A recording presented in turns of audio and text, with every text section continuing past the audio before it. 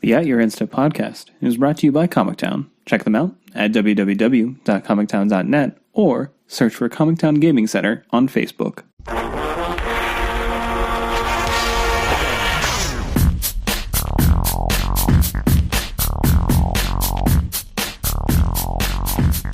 Hello, and welcome to At Your Insta. My name is Morgan, and I'm here with Dave. Hello. And Mike. Hello. We have another fun-filled episode for you guys this week.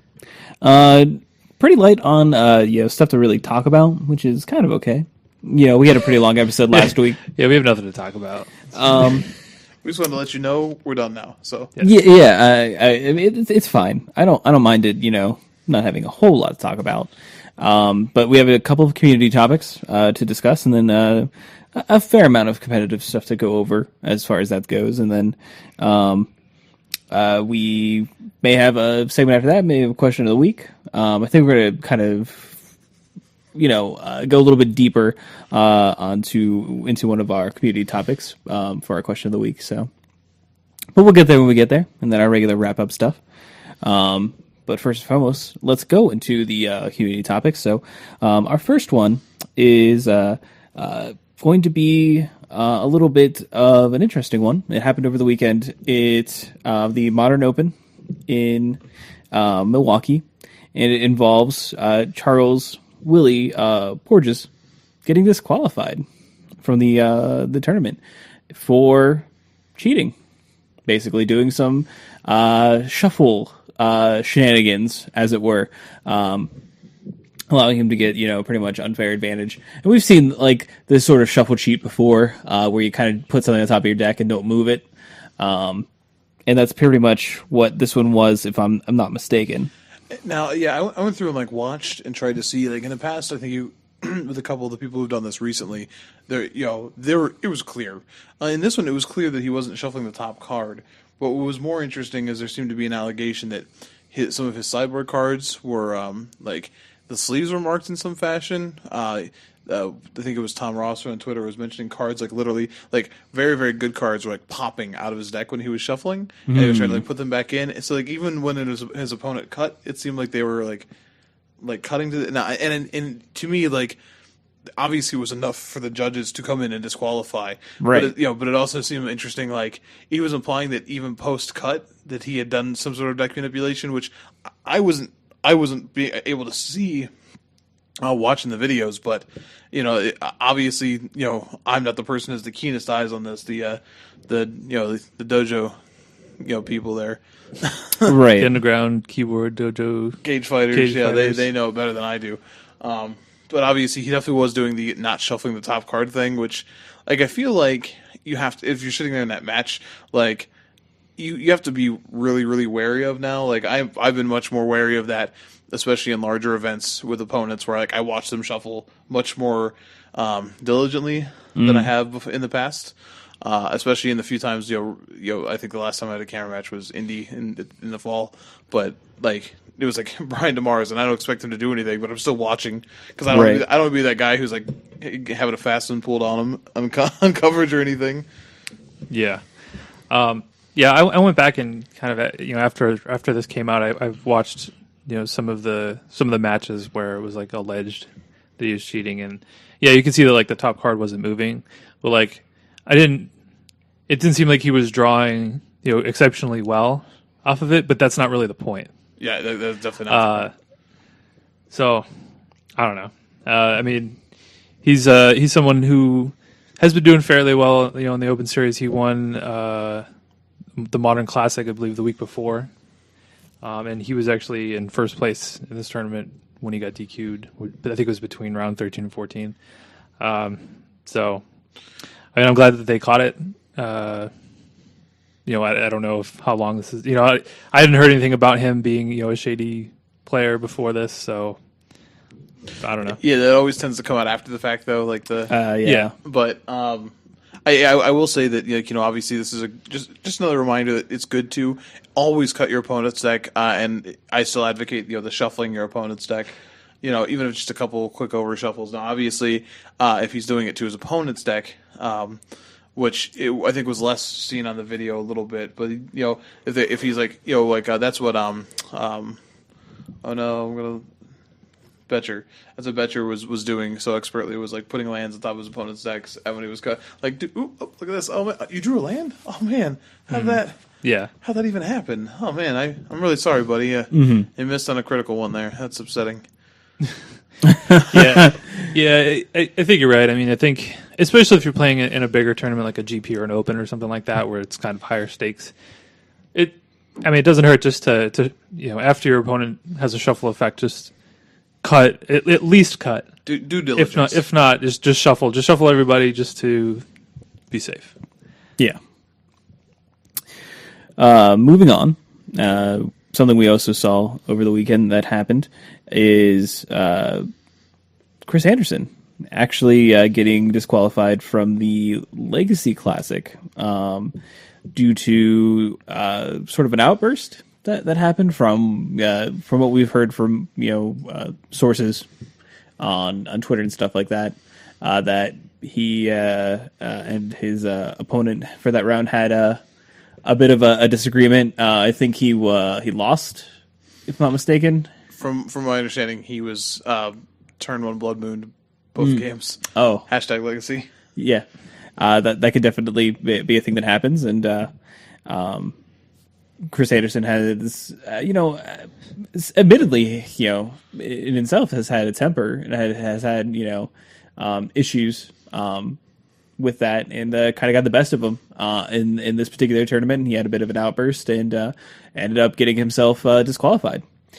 And even post that, he sort of posted something on his Facebook page that was a sort of acknowledgement of his temper and how he let it kind of get away from him, and how he may be stepping away from the game for some time, take a little bit of a break. So what do you guys think about this?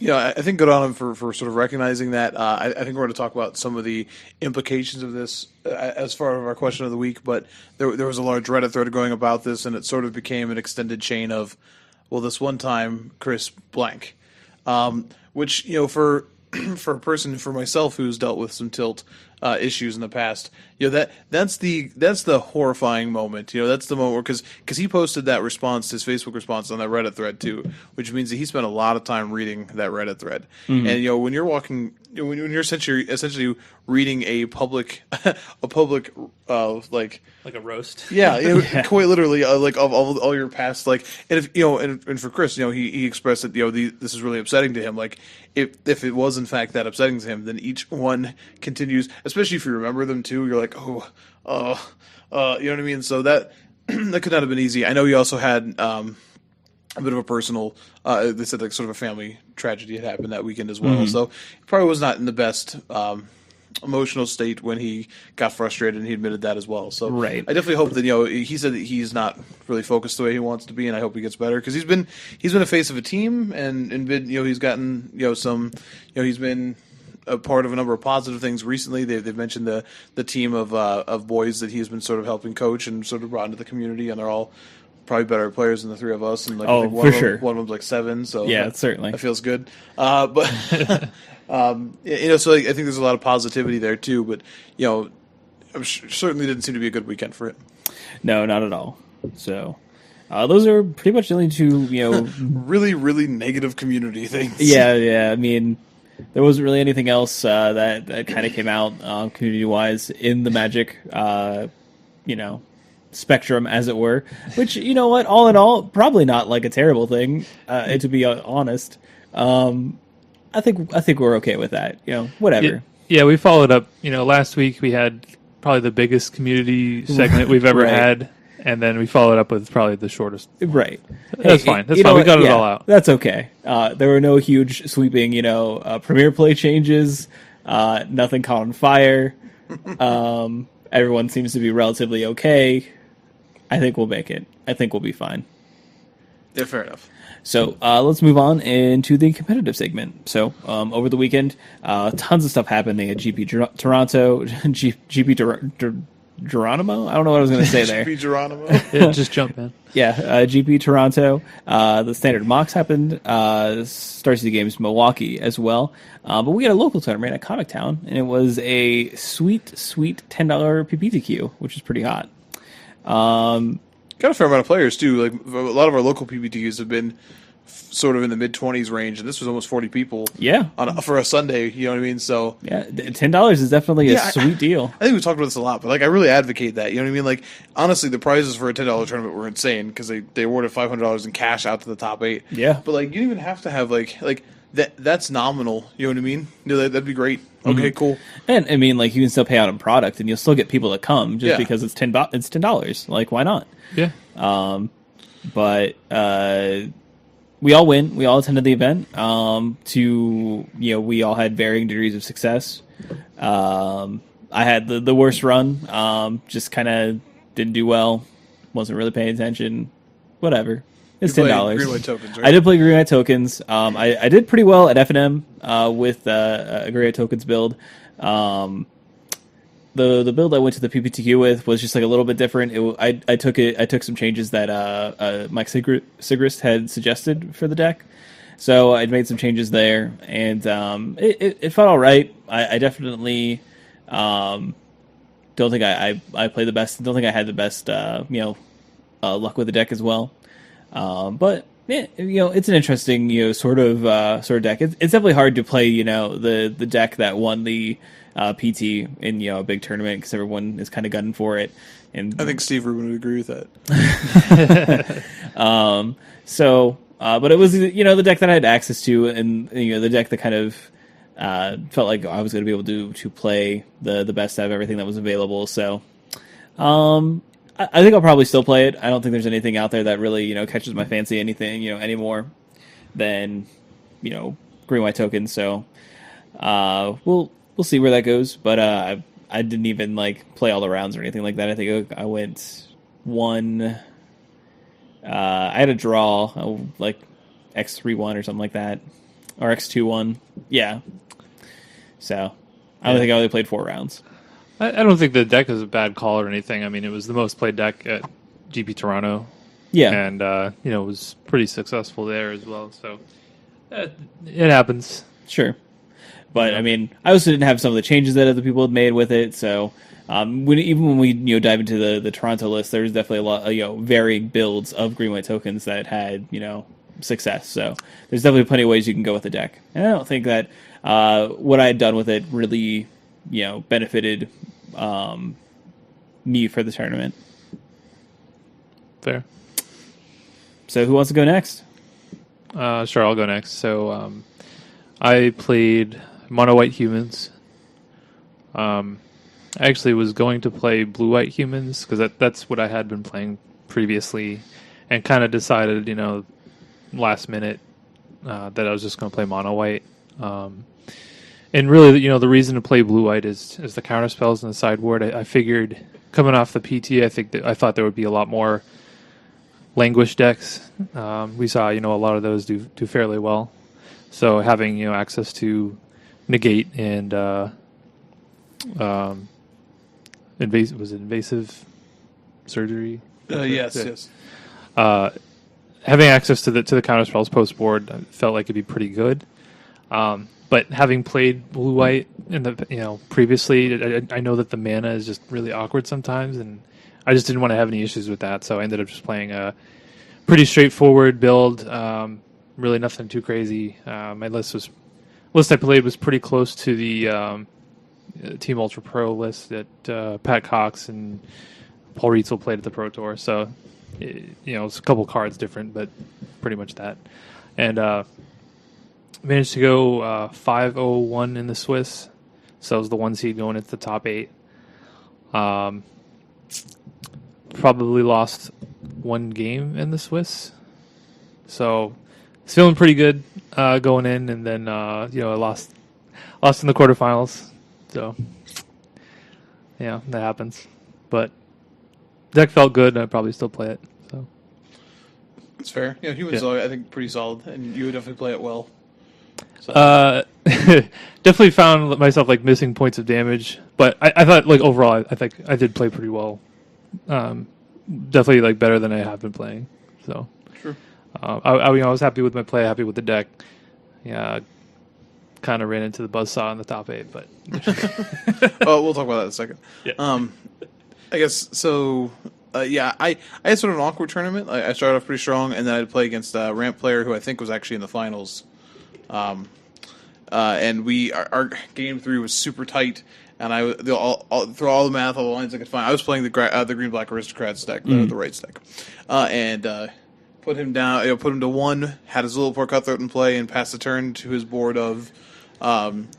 Chandra, he'd played the 2 turns before, the turn before, and a Tarka. So like he was like, okay, well, there's not a lot of ways I'm dead here. Like, do this, and he had the land drop 8 second Chandra, so he could tick up twice, attack with all the elementals and the Atarka, and have the fall of the Titans for 1. To do exactly lethal to me with the trigger of the cutthroat on the stack with him at 1. Oh, awkward. Huh. Yeah. It was just like, okay, like, that happened. It's unfortunate. So lost there, and then I lost a mirror match, the right stack. I played between F&M and the, I'm sorry, between game day, because I just want to get more reps in with the deck, and the PBTQ. I played against the mirror match, I think 5 times. I was 3-2 again, 3-2 in it. But man, there are a lot of games in that mirror that don't feel like it doesn't really matter what you do. Your opponent has multiple times it came down to like which person drew Zulaport Cutthroats. That person won. Which person drew the Abbey first? That person won. So I found myself with like 2 losses, which was awkward. But I was in the last round, my breakers were the best out of the rest of the points, and I actually got a concession from a local player. So it was one of those things, and it was nice of him, and it was just really awkward because we were the same points, but he was in like 12th or 13th place because literally like his first opponent had like dropped, and the second opponent was Morgan. So Yeah, fact. way to go, Morgan. I told him that Morgan was doing that deep teamwork. The covert teamwork. Yep. So I definitely got in there in 8th place in the top 8. Played against the number 1 seed.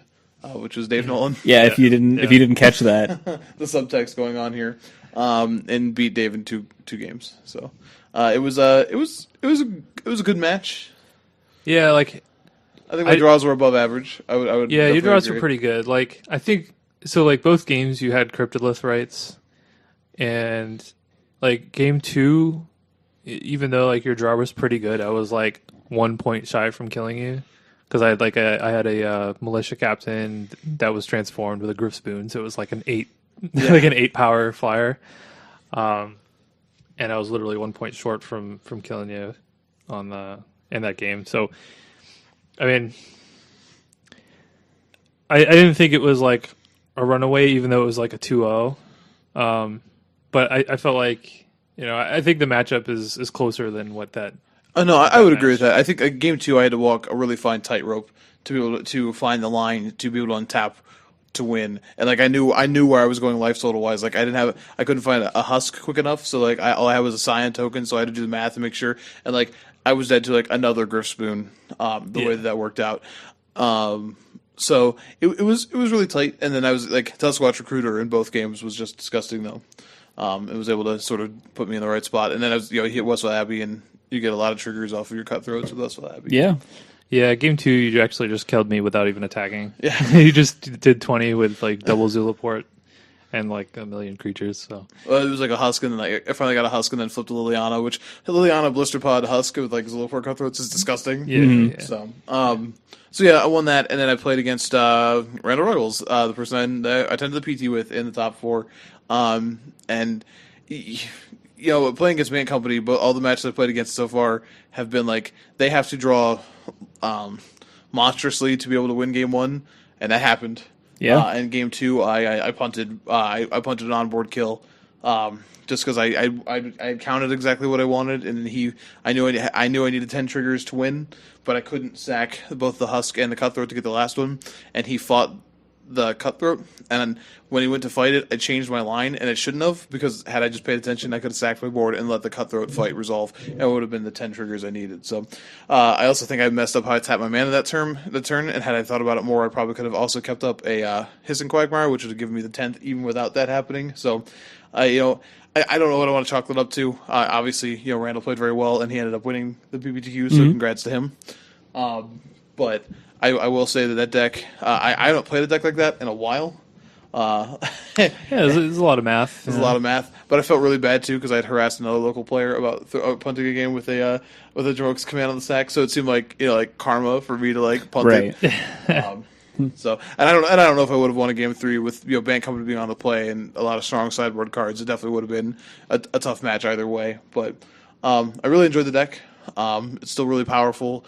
I will say that Kalidas is tricky. If you are playing the deck and you aren't playing the versions we're going to talk about in Toronto, I strongly advocate playing at least one Guiltleaf Winnower in your sideboard. I cannot tell you how many games that card won me because you get into board stalls against a Kalidas, so your Duskwatch Recruiter can find a way to kill Kalidas.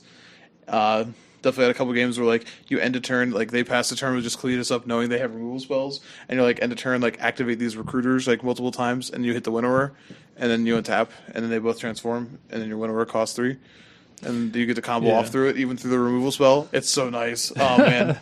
We saw some versions playing, main deck Ultimate Price as well, which is... It's doesn't synergize really with the rest of the deck as well, but it's still fine. Some of the draws of the deck are really, really I can't say how many games I sat there and I got to scry like 20 times and then just couldn't hit the card I needed to just put all these Hissing Quagmires and stuff on this board in the bottom and these Loam Dryads, and the draws are already so average at times where you're just man, I really need to draw a creature here. Good thing I put more spells in the deck.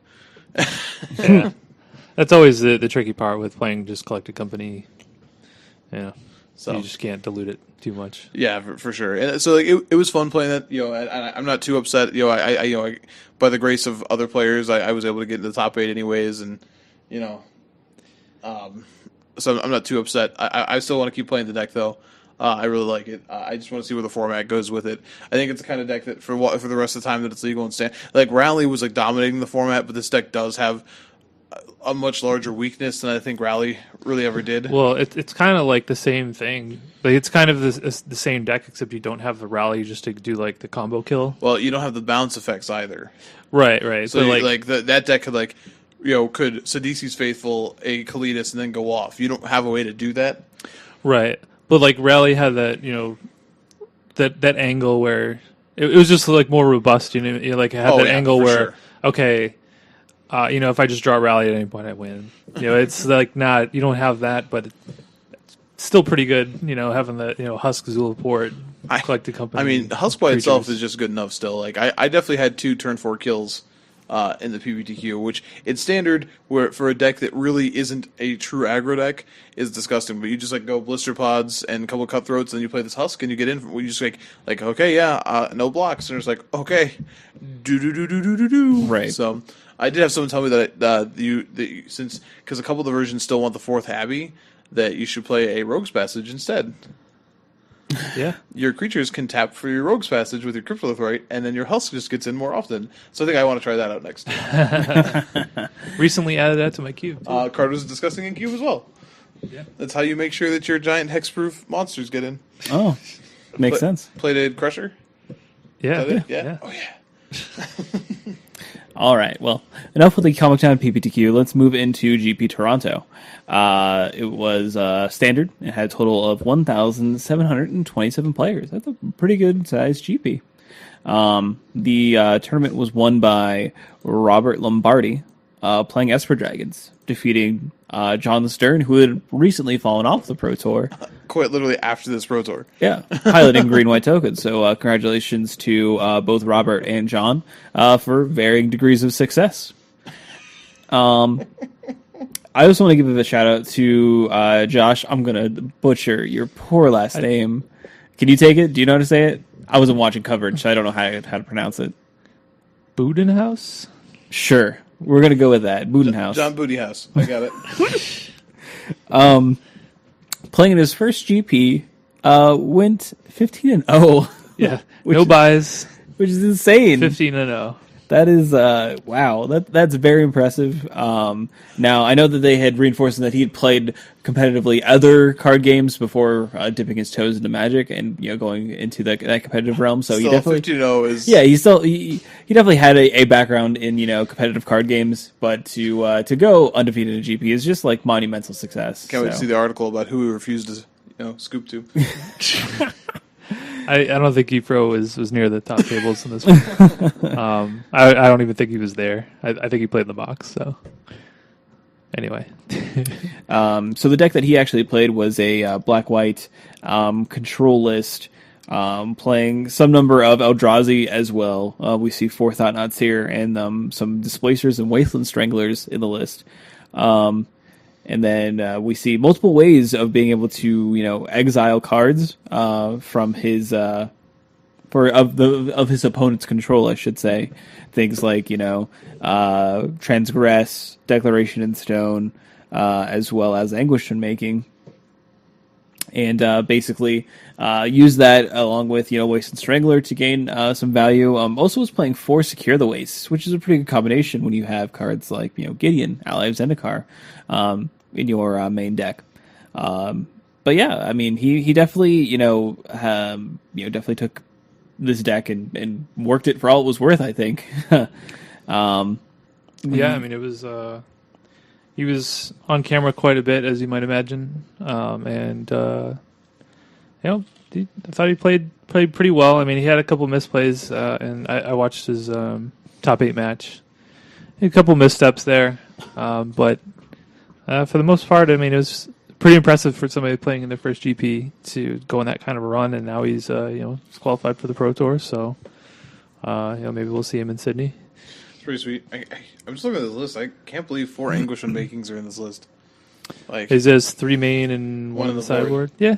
I mean, I would imagine against something like Seth Manfield's Esper control deck would be pretty good. Just being able to get rid of every planeswalker. Get rid of any planeswalker, and obviously it's better against a deck that's not going to be pressuring your life total too much. Right. So It's also important to note he's also playing a Descend Upon the Sinful in his sideboard, which is pretty hot. yeah. Pretty good when you are just want to play a card that clears the board, and this one gets you ahead afterwards. So why not? I think we kind of expected that card to be a little bit better than Than the what it's impact been. it's been, but it's seen getting some there. play. Yeah, It's it's seen getting some play here and there. I think the issue is that once again you have a deck running around that's so low to the ground that also just puts everything in the graveyard. You know what I mean? That you're just like, all right, I don't think I want to play the 6-drop against this. Yeah. Right. So I like the Mattery Shapers in the sideboard as well. I've seen a couple of different decks trying to adopt that tech, and it's kind of nice because it can give you it gives you a block and a card against humans, and like that I think it goes a long way when you have so much removal. Like just a roadblock and a card is nice. Essentially playing the role that Hanger Rack Walker was playing before, but with a little bit more of a robust body that you don't have to do as much with. Mm-hmm. So. Right. Yeah. Next, we can move to John Stern's Green-White Tokens list. When we take a look at his list initially, we do see that he is playing 4 Lambholt Pacifist main deck, Yeah, and which is something that a lot of the pros had really liked, and even had played Summoner Remain at the Pro Tour. He's definitely adopted that mantra. And I played some main deck Lambholt Pacifist at the PPTQ, and they were sweet when you passed them on turn 2, and then they flipped, and then they killed your opponent. yeah, Killed your opponent. they probably would never flip against me. Oh, Playing no. mono white humans, But then they don't but, have yeah. to. Yeah, pretty They sure don't. They 3/3 on just turn they 2 just block. Yeah, It's 3/3 sad for what you want to be doing. 3/3 defender. Yeah, and we're okay with that. And it really isn't Defender though. Like No, No, I mean no, no. you Like- curve this into a Nissa. Eventually you take down or play it with Jeromika's command. It's like it counts itself. So if it's a 4/4, it's going to attack. Yeah, and I think it's important to know that John Stern is one of the leaders on the team face-to-face games, which is the team that Steve Rubin was on for the Pro Tour. So he was on that team and was part of the making, I guess, kind of designing this deck. Is that also like BBD and Josh McClain? Mm-hmm. Right. Yeah, and Mike Segrist. Yep. They were all playing it in this tournament as well. So it wasn't surprising to see those guys do well again. No, I like the main deck of this so much because it's 4 4 4 4 4 4. Yeah, lots of fours. Like this deck is consistent, has card advantage. Like, yeah, I like it a lot. Not surprising to see it do well, and not surprising to see him do well with it. The one thing that I think is pretty suspect, and maybe I can't see all the cards. He's not playing any Oathenesses, right? It's not showing Oathenesses on here, and numbers wise, it seems like that was a cut. I tell you what, Oathenesses definitely bails you out of some really tricky situations with this deck. I really like it. Maybe it wasn't needed, but your mana is still really rough, and you're trying to cast, a 2 green spell into a 2 white spell, and it's not as easy as you think. I would suggest if you look up at the at Doug Potter's green white tokens list. Yeah, we can even move up to this next. He has 4 of Nissa, and notice that John Stern is playing another land in the main to sort of kind of counteract that. Account for the Nissa also represents just like any ponder effect does represents a point X of a land following the Karsten model. So right. It makes sense to do it. Yeah, I think it's interesting though. I wonder he top-aided obviously. I do wonder if he just didn't have any issues casting this on turn 3 or curving. But I mean, maybe he just had a different game plan at that point in time. Maybe he does have those 2-drop werewolves. Maybe he's more focused on hitting his 2-drops consistently and playing like a 2-drop and the 2-drop into Gideon into Nissa, or 2-drop and then 2-drop into Nissa. It definitely seems like he could be more aggressive. He has the ability to be anyway. Right. So maybe it's just not a concern with what his deck is really trying to do. Maybe it plays a little bit of a different game than the Pro Tour list did, or other lists do. And I've heard a lot of people say that if you want to do anything, you'd want to play definitely the 4th Oath of Nissa, like Doug Potter is in his particular list. But yeah, it's definitely interesting. Yeah, it proves that you can just build a deck in a different way and still be successful with it. One thing else, Joe, something you want to add on the save? I was just going to talk about the 4 Den Protectors in Doug Potter's deck. Yeah, okay. Yes. Den Protector is definitely a card that showed up. I know BBD played a 1 of Den Protector in his sideboard, I believe, but Potter going hard in the paint with Den Protector. Yeah, I mean, that's a card that's still, super powerful. I mean, we saw it in a variety of decks prior to the rotation, and really hasn't been an all-star in the format since Shadows over Innistrad came in. Well, it does seem like the format is slowing down a little bit. Outside of the rights decks, you see a lot more control decks here now. So maybe it is time for this card to shine again. Yeah, they cut the Thraben Inspectors. It seems like he cuts those for that same reason. Right, and I know Mike Segrist wrote about this deck again this week, and he said that he would just cut all of the Thraben Inspectors from the deck completely. So, maybe Den Protector is the way to go with that. If you don't want to play the Lambholt Pacifist, can let you go. It gives you a little bit of late game power, but also I guess what he was saying is that it was really good at attacking opposing planeswalkers. You can. It's obviously if you Megamorph it's a 3-power attacker. In the mirror match, you can attack through a lot of the tokens that are going to clog up the board, especially with emblems and counters from Nissa and Jamoka's commands. Right, and you're able to, I guess, keep the Planeswalker superiority. You can attack their Gideons or their Nissas or whatever, and even we put a couple more counters on it from a command or from a Nissa, or it's going to win the game eventually. Yeah, it's a formidable card, certainly. Yeah. One other thing before we move away from this, I also really like the 3 Angelic Purge in the sideboard. I know that's a weird sideboard card, but it solves a lot of problems. You want Kalitas has been a big problem for these decks, especially out of the control decks that because it negates your your value from Hanger Rack Walkers, from Evolutionary Leaps that you board in. Makes it hard to trigger Avacyn if you want to. Yeah. So Purge gets rid of that. Purge also conveniently gets rid of Virulent Plague. Yep. With the same card. And also kills Planeswalker. Or no, maybe it doesn't kill Planeswalkers. I apologize. No. It's sacrifice permanent, but it's enchantment or artifact creature enchantment. But it does also take care of things like Goggles. Yeah. So it's really, really versatile and doesn't really have too much of a cost. 3 seems like it might be a lot for a 3-mana sorcery, but it does a lot of work. Right. and you theoretically have plenty of ways, plenty of things to sacrifice at that point in time that Absolutely. are not really that bad. Yeah, I think playing the Oath of Nissa is nice. Oh, yeah, You're with able to this sack too. your Oath of Nissa Yeah, to this. it's already going away, when you play your next one. So why not? Yeah, I mean, you may not want to play Angelic Purge if you're not playing Oath of Nissa. But I That's feel fair. like if you're playing Oath of Nissa already, it's like, oh well, I have a free permanent I can get rid of. It. Yeah, Most likely not going to have an impact on the board. Yeah, very sure, you nice. can cast your Planeswalkers with a bunch of Abbeys, but Yeah. that isn't as important. I feel like most of the time. Can we talk about Michael Shang's list? Because I kind of like this list a lot. Only because it's super loose, and I appreciate the things that he's trying to do. He played Naya tokens, so this is pretty much the basic green white tokens shell. Splashing what? He's splashing Chandra. That makes tokens, right? Yeah, it does make tokens. I was like, it's totally flavorful. It still works in that regard, and it feels like it would be pretty good against opposing tokens theoretically, depending on where you are in the game, of course. But it may be a bit too much, but this list is pretty sweet. Also, just for the sheer fact that you get Needle Spires with Gideon emblems with Nissa +1/+1 encounters, also with Sylvan Advocate, seems like a fair way, to win the game. Seems fine. So I think you just like this deck because last week you said, oh, well, maybe these green white lists will start splashing color. And I was just like, why? It's true. There you go, I guess. 'Cause Yeah. you can play these. So you can play cards. Chandra. Yeah. Now, he is running...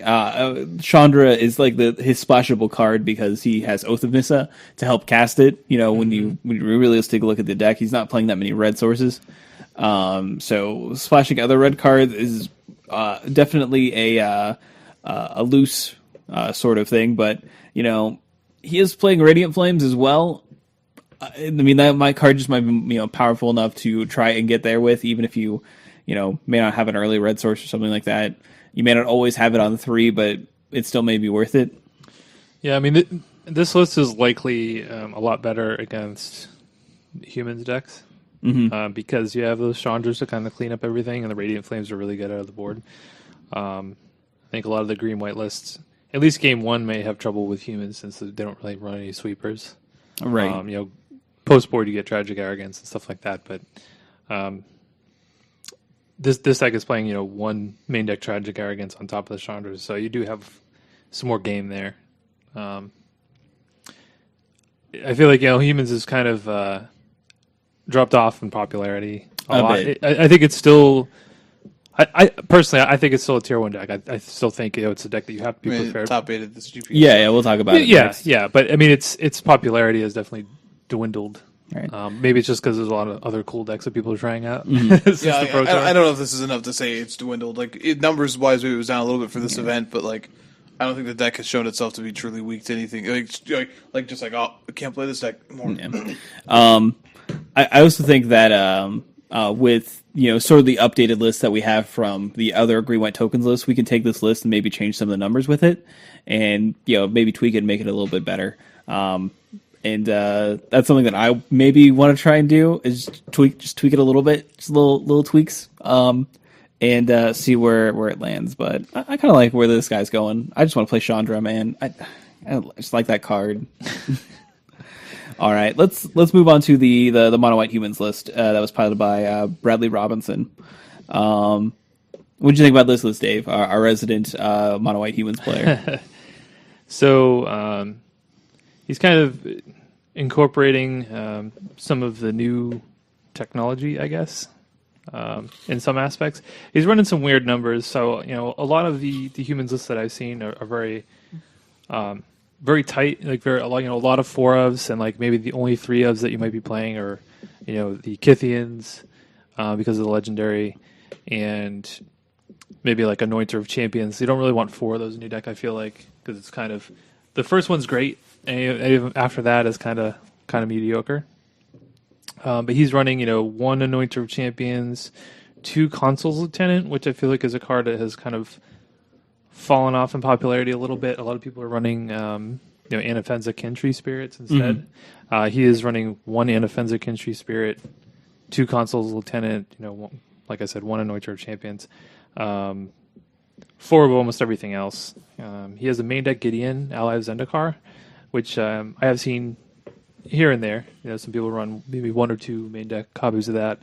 I think it's pretty standard to see Gideon more, in the sideboard, either as a 3 or 4 of against, some of the more controlling decks or, decks with sweepers and things like that. Helps you mitigate that a little bit. But, it's other than the kind of wonky numbers with the creatures there. I mean, it's really not running anything too crazy.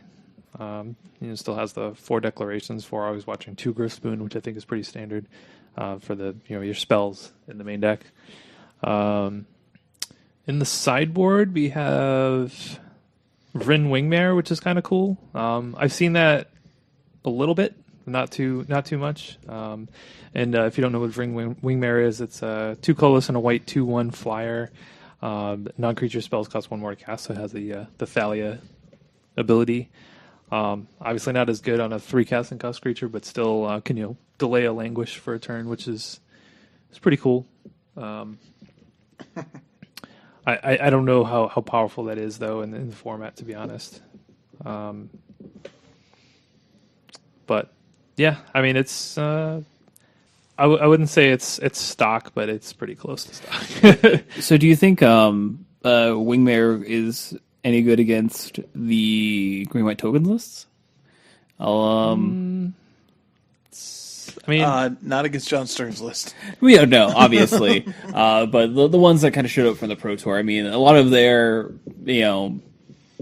things are non-creature spells when you really break it down. No, if you get this on the play, it could be disruptive enough to make like their planeswalkers not come down on curve, harder to keep up Dromoka's command. I can see that card. Plus, it flies. Yeah, Yeah. being a flyer is pretty big. Yeah, Right.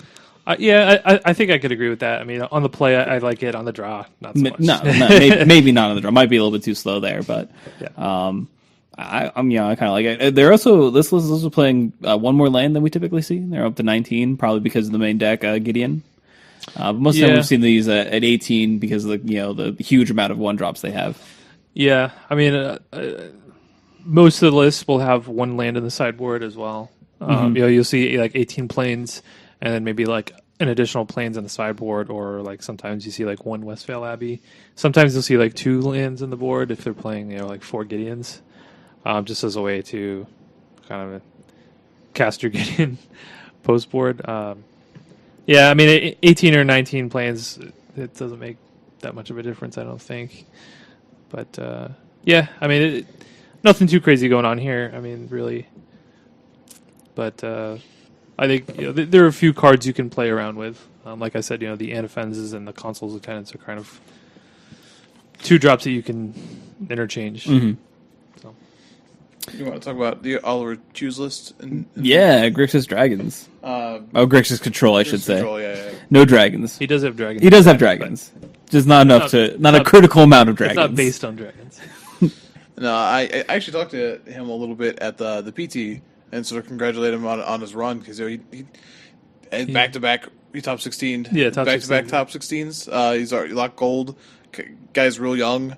And this deck was real sweet, and you see him tuning a little bit here for the GP, and then taking another top 8. So the guy is on quite a tear. And this list is sweet. It's playing Chandra. I'm a fan. It's playing Chandra. It's got 4 Kalidas. Yeah, on the main deck. Like, it is not trying to lose that rights matchup Sometimes 3 is just not enough, man. Sometimes you need a crowd. of Kalidas. Yeah, because 3's company, 4's a crowd. I understood. That's why I said of Kalidas. I Yeah. didn't question your I had to explain it to some people. All right. numerology, if you will. He's playing a crowd of Goblin Dark Dwellers as well. I mean, how many Dark Dwellers are on the art for Goblin Dark Dwellers? Is it like 2 or 3? I think it's 3. It's 3. So like he only had to play 2 to have a crowd. Anyway, they don't have eyes, man.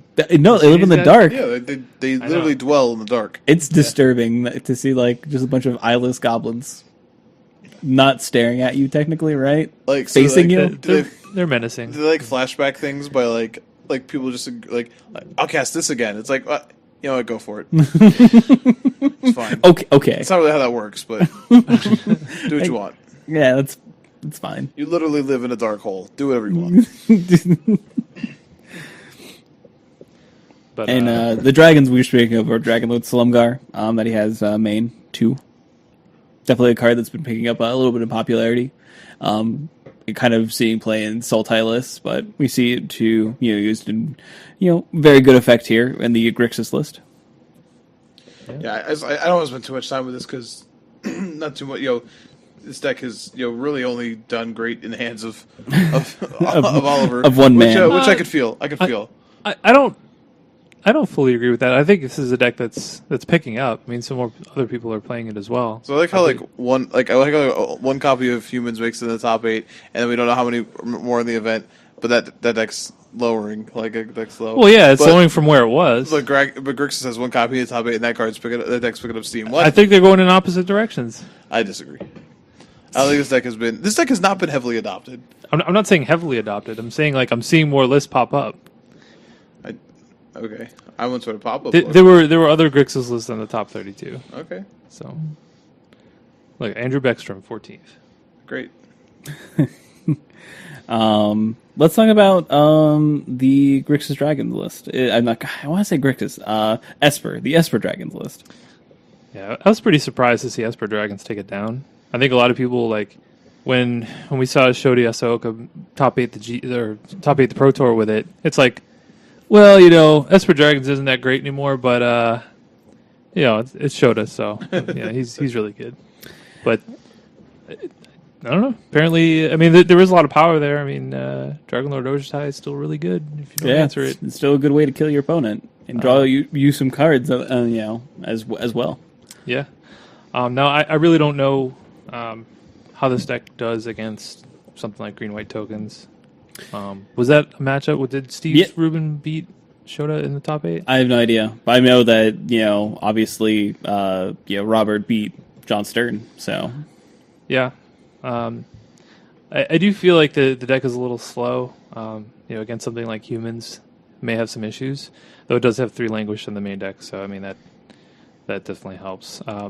This list is also playing main deck Kalidas, which a lot of the Esper Dragons lists were not playing. So I'm sure that helped against the green-white tokens as well. But other than the main deck Kalidas, I think it's pretty stock. I do like the sideboard package of the 1 Dark Petition and 2 Virulent Plagues against green-white tokens. Yeah. So it's virtually playing 3 plagues against them. Which is nice. Also has Flying Tendrils, which is another thing that you can get with your Dark Petition and play it immediately. So yeah, I like how Plague is outside of the versions that are running Angelic Purge, puts a lot of weird sideboarding pressure on the tokens decks because then they want to keep in Focus commands, which are really, really bad against Esper Dragons. So yeah, it's kind of miserable. You're just keeping it as a naturalize, which is it's really gross. But the card is so devastating against you at times, you just have to do it. So yeah, it's definitely not fun being on that side when you have to try to prepare for someone bringing that from the side. And you're just well, I guess I have to keep these commands in, and maybe I'll get some value out of it, or maybe not. Maybe you just don't even have plague, or not bringing it in. You're playing on something else to win the game, and it's just miserable, completely miserable. So do you want to move on to at least talking about one of the rights decks before we move off the GP? Yeah. Where's the first one that you want to talk about? I'm sure we're talking about Seth Manfield's because it's essentially the same list. He's in, I think, you said 13th or something like 21st. That? Oh, 21st. But there's a couple in the top 16 as well. Gotcha. I do want to point out that there are 3 copies of various Humans decks in the top 32 and 3 copies of various Grixis control decks in the top 32. So you're right. The numbers are definitely going up and down. Anyways. As numbers usually do, I guess. No, they're the exact same. It was a joke. Oh, okay. It was sarcasm. I still don't feel like you're getting what I'm saying. I'm saying No, Humans was the most popular deck when the format first started, and since then it has dwindled in popularity. Whereas Grixis was not a deck at all, and is now becoming a deck. I guess I don't disagree with that, but I'm Sure, they might be in the same amount of in the top 32 here, but whatever. Grix Control had 3 players on day 2. Mono White Humans had 8. And then, I don't know if they separated Blue White Humans or not. Well, that breakdown is a little weird. So the breakdown is actually of day 1 top 100. Oh, I see. Yeah, that's weird. So it's just like, hey, let's take a round number and like All right, yeah. just figure it out. Away from that, it doesn't really matter. Let's talk about this version because like Crypto with the Right Stack did fine. There's a number of it in the top 32. I think it's interesting the Band Company did in top 8, but again, there's a number of it in the top 32. But yeah, this is a new version of this, the 4-color Right Stack, which is now including Reflector Mage, Eldrazi Displacer, and Brood Monitor into the rest of the usual suspects, if you will. Yeah, I think a really interesting thing, if you look at this list, you may notice that there's 0 and Entuka Husks in it, which is really odd. But well, there's only 2 Zulaport Cutthroats as well. Right, yeah, it's not really trying to go all in on that. This can play more of a value game. Even if you don't have your Zulaport Cutthroats, you can just kind of go like Brood Monitor, Eldrazi Displacer, or like Displacer with Reflector Mage is still pretty good. God, let's look at this mana base. It's so painful. There's so many pain lands. Like the way these mana bases set up, we were talking about it before the cast, but like these decks playing 3 rights just seems scary to me. Like obviously you don't want to draw 2. You're right about that, but it does seem like it's really relying on rights to not just die to its mana base. The cool thing is like how Brood Monitor plays with Crypto with Right and Dustwatch Recruiter. So like Dustwatch Recruiter finds the Brood Monitor brings in a ton of bodies to then continue searching for cards. So like once you are on the board, if your opponent does not have, like if you're playing against an opponent who doesn't have access to a Languish effect, you probably don't have a way to win the game. Their board is going to become disgusting very quickly. Because that right interaction with Dustwatch Recruiter, having played it a bunch now, it feels really good when you can just like activate your Recruiter 3 times at the end of someone's turn, and then untap and flip your Recruiter. Like, oh well, all right, I'm gonna play all these things. Oh, you know what's cool about that? After I play all these things, it's gonna flip my Recruiter again. Man, the Recruiter's a sweet design. All I gotta say is, having played with it now, I was like, man, this card encourages me to do everything, and I feel good about it. And it's a great cube card as well. Yeah.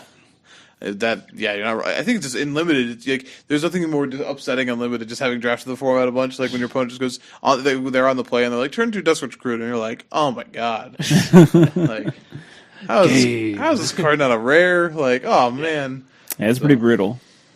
Now, deck seems interesting. The sideboard is very different from what the traditional right sideboards have been. They're not really so worried about killing like Kalitas, because this deck can go off through Kalitas, as you mentioned before. Kalitas is non-token, so you can actually still infinitely combo out your opponent using the Brood Monitor combo and one Zulaport Cutthroat, even if a Kalitas is in play, which is really disheartening, and I guarantee more than one person figured that out as they were getting comboed off. Just like, well, I'll stack these tokens, 3 triggers, and it's like, Kalitas. And they're like, read Kalitas. Did we actually say what the combo was? We've talked about it before in here. I guess we're shorthanding. I'm sorry. Yeah, so if you have Zulaport Cutthroat, Eldrazi Displacer, and Brood Monitor on the field at the same time, you can sack your 3 Scions that you got from Brood Monitor to trigger Zulaport Cutthroat 3 times. Use the colorless mana to activate Eldrazi Displacer, targeting Brood Monitor to then get 3 more tokens, and then rinse repeat. So that's the combo. But it's not like this deck is all in on that. So, and I do like the sideboard. Now, Seth Minfield was only playing 2 Sylvan Advocates and 3 Reality Smash in the sideboard, but some of the other lists that was similar had, like, for example, Alex Magleton was playing basically the same deck, except he's playing 4 Sylvan Advocate, 4 Reality Smash on the board, so he can kind of just turn it on and go aggro, I guess, if he wants to.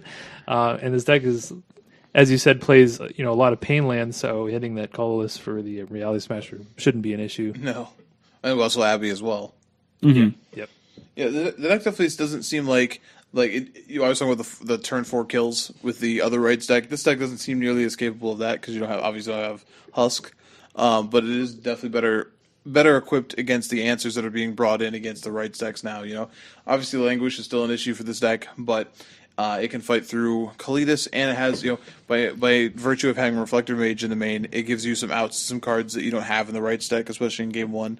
Of course, your mana base then becomes one of the most horrific things I've ever seen in my life. But that's where Cryptolith Right comes in.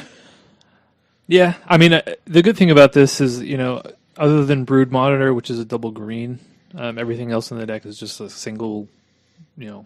10 Pain lands. Yeah. Like 10 Pain lands. Yeah, you do have 10 Pain lands, or 11, I guess, in Seth Manfield's deck. But, I mean, if you get one of your basics out... yes, your basic planes is going to help you most of the game. All right, you got me. You, it's like all Pain lands. It has Loam Dried as well. Like you don't always have to tap your lands that way, but it definitely does seem like without a lot of Zulaport Cutthroats, I do wonder how this would. Now, granted, the aggro decks are not traditional in this format, so you're not really getting pressured too hard. So maybe that's why it's okay. You know what I mean? Like, there's not a lot of decks that are really putting the screws to you, so to speak. Yeah. I would like to see how the matchup goes with mono white humans against this. Yeah, I mean, obviously, this deck can come up the ground pretty well, but against flyers or like Grifspoon. Yeah, Grifspoon is insane. I would imagine that's going to be the way that mono white's going to have to beat this, but I don't know. I haven't played it, so. It'd be interesting to see how that matchup goes. Sure. Let's move on. No more GP. Anything else? Let's get out of Canada. Canada? All right. We'll move out of Canada. We'll go ahead and talk a little bit about the Sayer Mox. Owen Turnwald actually did pretty well in the tournament. He got second place under the MTGO name Moth Kebab. Playing a pretty sweet Sultai mid-range deck. And I really like this deck. I think it's fairly interesting, like the angles that he took with it. When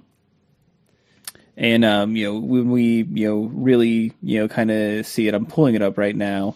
Yeah, it's got some really weird numbers. Yeah, he's got like Deathcap Cultivator as well as Duskwatch Recruiter, and a Shaman of Forgotten Ways randomly, just like a one of. He said that Ben Rubin is the deck designer.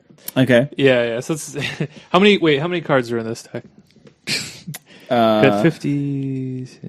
It's 60. All right, it's a straight 60 Sultai. It's only deck. 60 cards. They're not playing like 63 this time.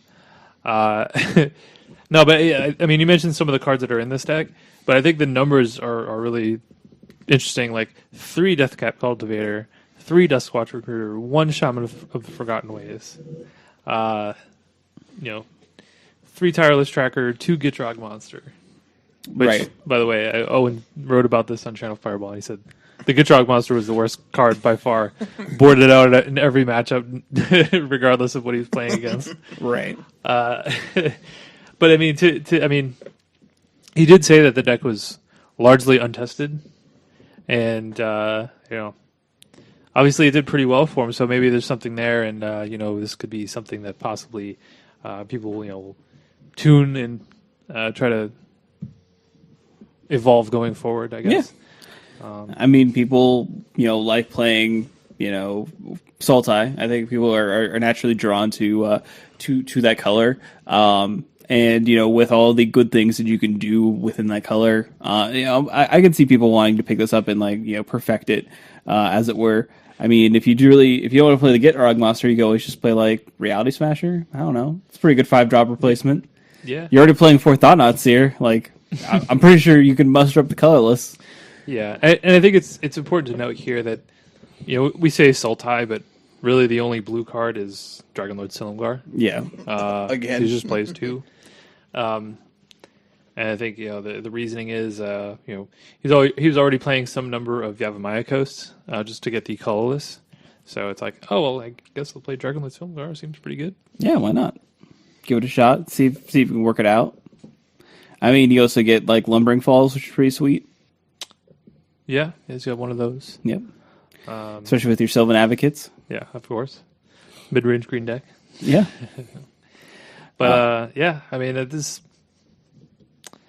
I don't really know what else to say. It's playing Barrow Silence on the board. That's pretty sweet. Yeah, man. Gotta sacrifice those, you Don't know. have Ojitais. Gotta sacrifice those Ojitais. Sacrifice those Westvale Abbeys. Those Orendals.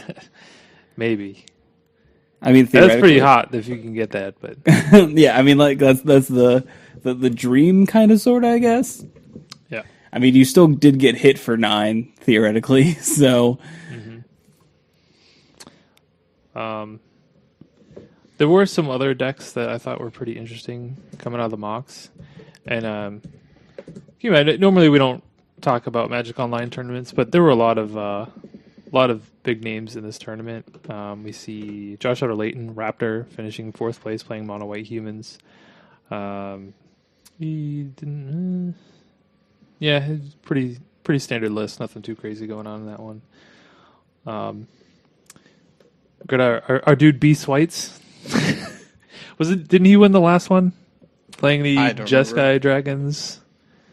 I feel like the last one that we talked about, he did pretty well, but he finished in the top 8 here with the Brood Monitor, Eldrazi Displacer, Cryptolith Rights deck. Mm-hmm. Li Shutian, because Lee Arson's Li Shutian, right? Yes, yeah. Li Shutian managed the top 8 on Breakers here, playing a pretty standard Band company list. I know that I don't know who this is. TWOP. I've seen that name a lot. He did really well with the mono green Eldrazi list in one of the mocks. Mm-hmm. But even like some of the names that didn't top 8, you had I can't think of his name. Jacob Wilson finished 15th. You had Sam Black at 11th. Vicalis. Oh, that's Sam Black. Okay. Yeah. This is awkward because like we just have screen names to go off of, and I don't know them all, but a lot of them I recognize from looking at just tournament results and stuff from Magic Online. But yeah, Sam Black playing. Let's talk about this list. This list is actually sweet. So he's playing a ramp deck that's playing 4 Ulvenwald Hydra. So it's more of a creature-based ramp deck than he's not playing. I guess he is playing Nessus Pilgrimage and Explosive Vegetation, but he's also backing that up with like Deathcap Cultivator. I thought he was playing Shaman of Forgotten Land. Okay, I guess this one's not playing it, but he's got Dragonlord Jamokas in the sideboard. So it's red green that plays 1 plains in the sideboard, so it can sideboard in Dragonlord Jamoka. Mm-hmm. It's also playing Radiant Flames on the board, so the 1 plains can get that up to 3. It's barely playing red, I should mention. There's no red in the main. It only has Radiant Flames on the board. This is Atarka. So, I'm sorry, Natarka in the main. My apologies, right? But it only has 1 mountain. Yeah. So it has Havens as his way to cast it. Yeah. Yeah, that's pretty sweet. And a Rogue's Passage. Yeah. But I think this is a really innovative list. 4 Lampholt Pacifists in the sideboard, which is like just board that in against the aggressive decks. I mean, it has a pretty good package against aggro. I mean, you can bring in Radiant Flames, Lampholt Pacifists, and possibly Jamoka. I don't know if he brings that in or not, but it seems like it'd be pretty good. What do you guys think of the one of Mortuary Mire? Yeah, I was looking at that. I'm trying to figure that one out. Just put a big thing on top of your library. Yeah, Mortuary Mire. Yeah.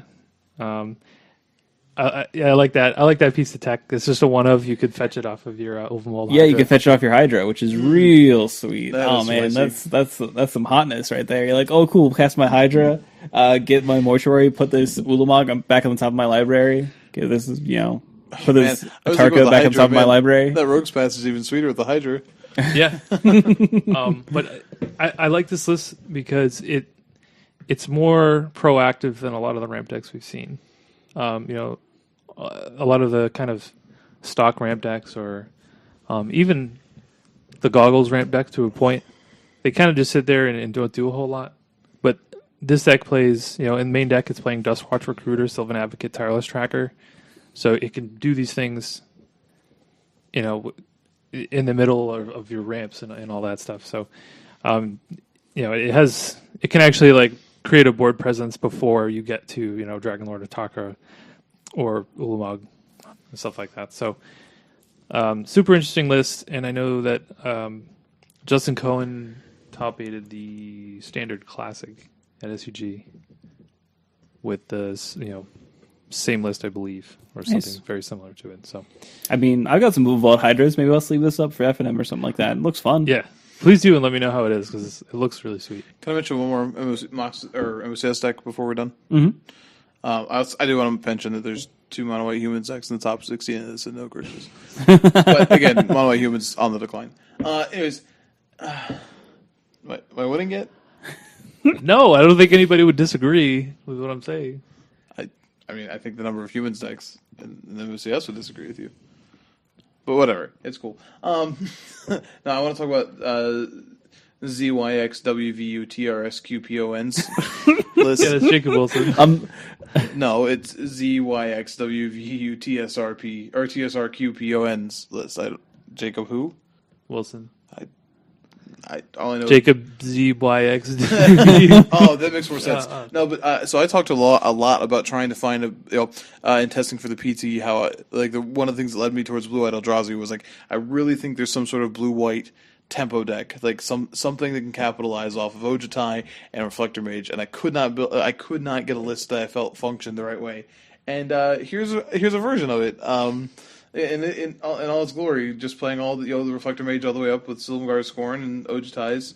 It's got a little bit of everything here. It's all his washings and it's Gideon's. I don't know if the numbers are perfect here, and it is playing all these meandering rivers and port towns and prairie streams to support its mana base. But I just happy to see this list because I worked on this shell for a while and I couldn't get it out of my head. So it's kind of nifty to see it do okay. Yeah.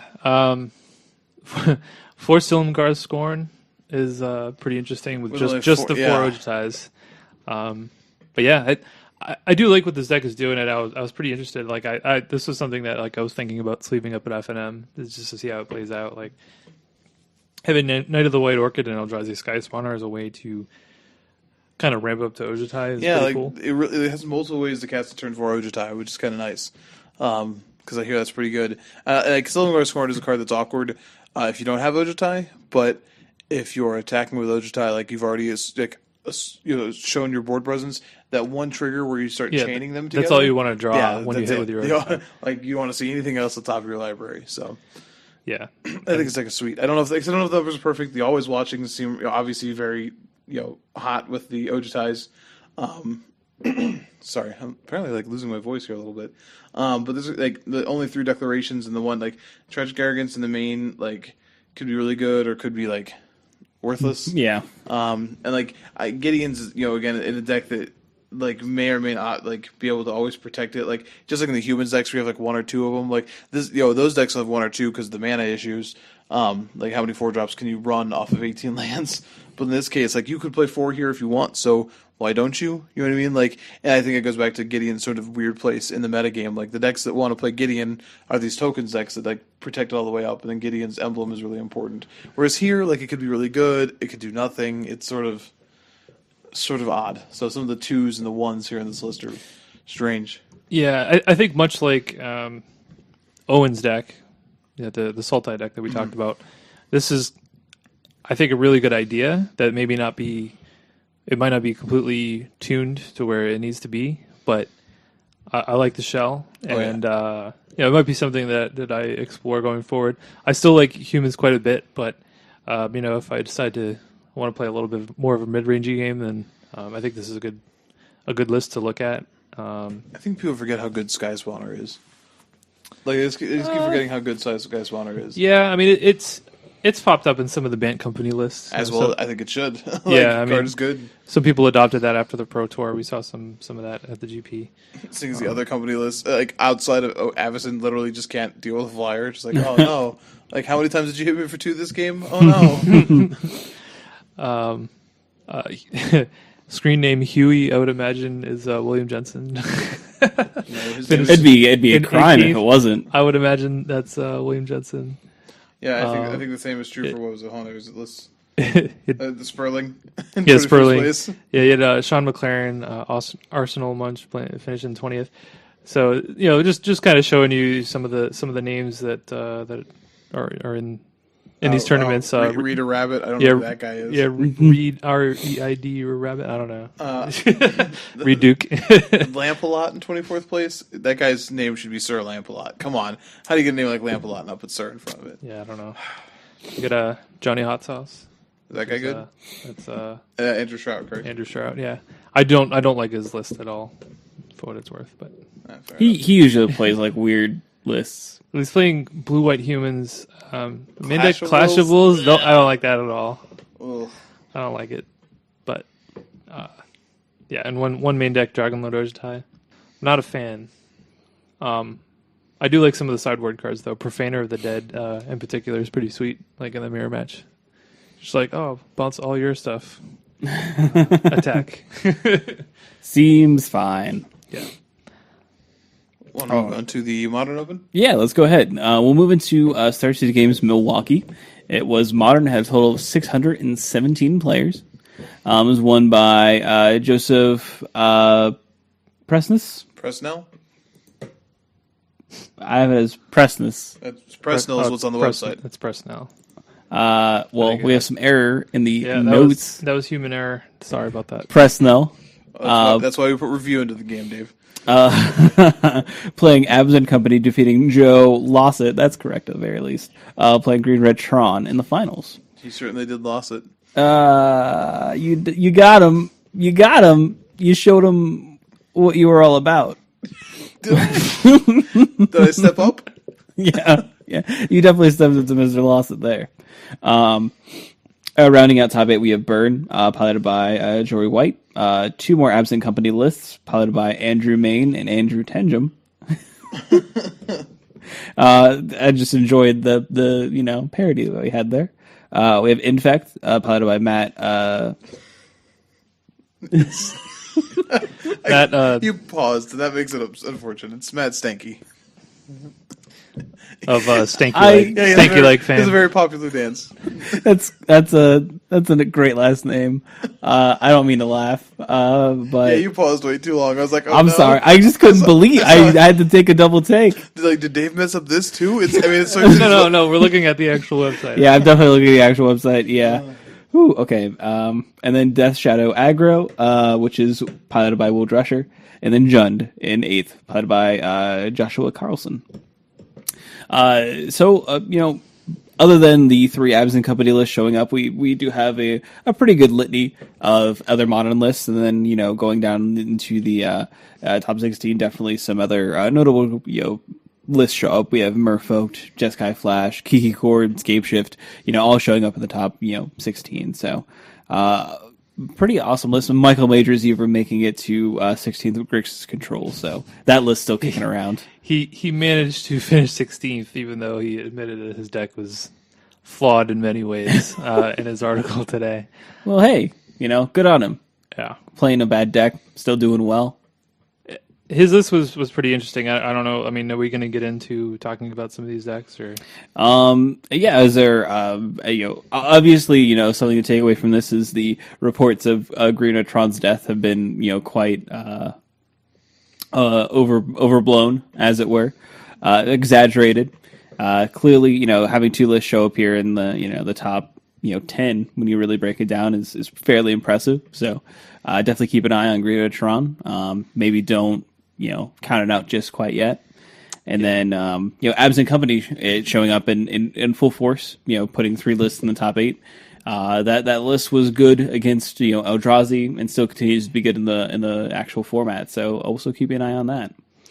Yeah, I will say Joe Lissette playing Green Red Tron had some pretty bad matchups in the top 8. He managed to beat Death Shadow Aggro and Burn in the quarterfinals and the semis, which I feel like those are not favorable matchups. And then he lost to Abs and Company, which I believe should be favorable theoretically. I know the Burn list was definitely more creature focused, which I think gives gives Greenotron a little bit of a better shot. Yeah. I could be wrong about that, but it feels like it should be better for Greenotron. Yeah. So I just want to point out a couple things in Joe's deck. Here. So he's playing 2 Sanctum of Vugans. So this is kind of your Eye of Vugan replacement. Correct. You lost his eye, but you gained his pad. Right. Two of them. Two of them. Yeah. Well, you got to have a summer home, regular home. It's a seasonal hangout. I mean, when you're a spiritual dragon, you got homes. You definitely got. He's on Tarkir and he's on. You definitely got dragons else. in different area codes. That's all I'm saying. Wow. Took a while to get around to that one, but. I mean, you had to figure out a way to make it a little bit more PC. That's all. Yeah. Had to figure it out, and I did it. I'm impressed with myself. Okay. Luda's probably not very impressed with me, but I'm impressed with me. Not really. I hate all of this. The other thing I wanted to point out in the main deck is 3 main deck fire spouts. So in the past, we've seen Tron play Pyroclasm as kind of your way to beat the swarm. Strategies. Your affinities, your infects, whatnot. Yeah, I feel like Zoo has been putting up better and better results. Yes. The past couple of weeks, and being able to kill wild cattle is a big deal. Yes, you need to be able to kill X3s and not X2s in the format currently, and that's what Fire Spout does to great effect. Yep. And then to kind of back that up, he's playing 2 lightning bolts in the sideboard, which is kind of an odd thing. When you think about usually when you see lightning bolts, main deck, or at least a 4 of, because it's a really good card. But I mean, it's basically just 1 mana removal. That can theoretically go to the face if it needs to. Yeah, yeah. I'm guessing he's probably not going to the face too much with it. Probably not. I mean, the option is there. But yeah, again, kill wild and the cattle is the main thing. I mean, something else going forward. If you think the lightning bolt's a bit suspected, but you still want something, maybe Flame Slash. Yeah, Flame Slash is pretty sweet. Kills Thought-Knot Seer. Yeah. Kills Kalitas. I don't know how much of an issue Kalitas is for this deck, but it's a thing. It still kills Restoration Angel, right? Yeah. Yeah. Anyway, I mean, other than that, the rest of the deck's pretty stock, but it shows that it can still hold up in this metagame. For sure. Awesome. Did you want to talk about a particular list, Dave? Was it 22nd place goblins? Is that what you want to talk about? I did pull that one up. I wasn't going to touch that one. Deck suite. I was just going to point out that the 13th place list, Jeskai Flash is what they labeled it here. This was from Nick Hansen. This is actually a Geist of St. Traff deck, which really haven't seen any of those in a long time. I don't know how well positioned Geist is in a Zoo format, or format where Zoo is gaining more popularity, but did pretty well with it here. I want to start playing more aggressive Geist decks with Grip Spoon and Modern. Yeah, I saw your eyes get real big there, Dave. Yeah, let's bring it to Modern. Grip Spoon. I think there was an article last week that had a really interesting Bant Company spirits for Modern as well. It was kind of interesting because you got to play like Rattle Chains, and you got your Geist of St. Traffs, and you got a color of interesting spirits, and then you got to play Collect the Company with it. I have to go look up that list. It was really sweet though. Company spirits. All right, that's sweet.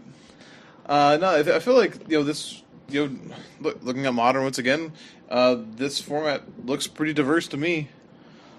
Yeah, the Eldrazi have been satiated. Noticed it once again, or sated, I guess is the word I want. And noticed that really none of these unbannings have also broken the format in any fashion. We don't see Thopter gifts really here. Let's see if is Grixis Control even playing.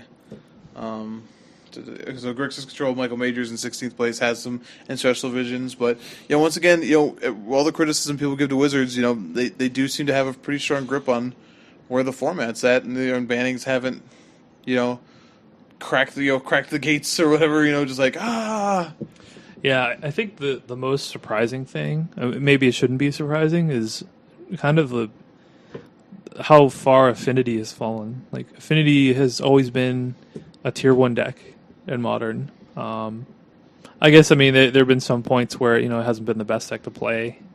That's kind of just the nature of a linear deck like Affinity, where there's so many hate cards that if people are playing the hate, then it's probably not a good choice.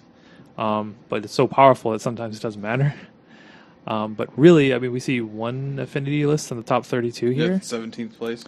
And that's just really surprising. And And even looking at, we had a metagame breakdown. Let me pull that up here. There were only, I believe, 3 affinity lists on day 2. Wow, that's actually really surprising. Which is just crazy. Oh, there were 2 affinity lists. So there were the same number. So there were there were 2 mono blue turns decks in day 2 as well, which I feel is a much more fringe deck. Or like 2 green white hexproofs, for example, which these haven't traditionally been tier 1 lists. So I am surprised to see. Now maybe they're just all just dying on day 1 and they're not making it to day 2, but I don't know. I can't really explain it. I mean, it seems like people maybe are playing more Artifact Hate to try to fight against like the non-existent Thopter Sword decks. Again, no. Are those existent day 1 though? Maybe it's doing its job. I mean, it'll fluctuate. Affinity will be good again. Right. Just give it time. But yeah, right now it's definitely a low point for Affinity. So if you plan on playing Modern in the next couple of weeks, or maybe attending SCG Indianapolis, which is coming up in a couple of weeks, maybe you can Spoiler go. alert, You could we'll be there. You can ease a little, maybe ease a little back on the Affinity hate because you may not even see it. Dave's planning on putting Affinity in that event, so that's why he's telling you to please, please, for his sake, cut it. It was my first love in Modern. I've moved on to other things, but we always had those good times. That's where we got that Daveism of the they never have it. They never have it. Apparently, they have it a lot. Now. Currently, they do have it all the time. Yeah. Given time, though. Always have that Stony Silence on turn 2. But yeah, I mean, I don't think there's too much else to talk about here. I mean, there are a ton of different decks here. We could probably talk about this forever, but nothing truly groundbreaking, I would say. Do we want to quickly mention the other 2? The Oh, you want to talk about the Goblins deck? Oh, I mean, it's pretty straightforward. I will say, as wonky as the deck can be, you get to cast Goblin Grenade, and people I think forget how devastating Goblin Grenade can be. Like 1 mana, 5 damage. That's a lot of damage. I mean, Shrapnel Blast did a lot of work in its day, and like the payoff here is pretty gross, especially since you have so many things that are fine to just throw away. Is it playing Arsonist? Arsonist. Okay, so it's not playing Goblin Arsonist. Sometimes they play the 1-drop that when it dies, it deals 1 damage, so you get the old 6 damage Goblin Grenade. Yeah, it's playing Mog Fanatic, which doesn't do the same thing with Goblin Grenade, but it's kind of better than Arsonist in general. No, but Mog War Marshal is the dream card with Goblin Grenade because you get all the value. All of it. Hey, I wasn't going to pay that echo anyway.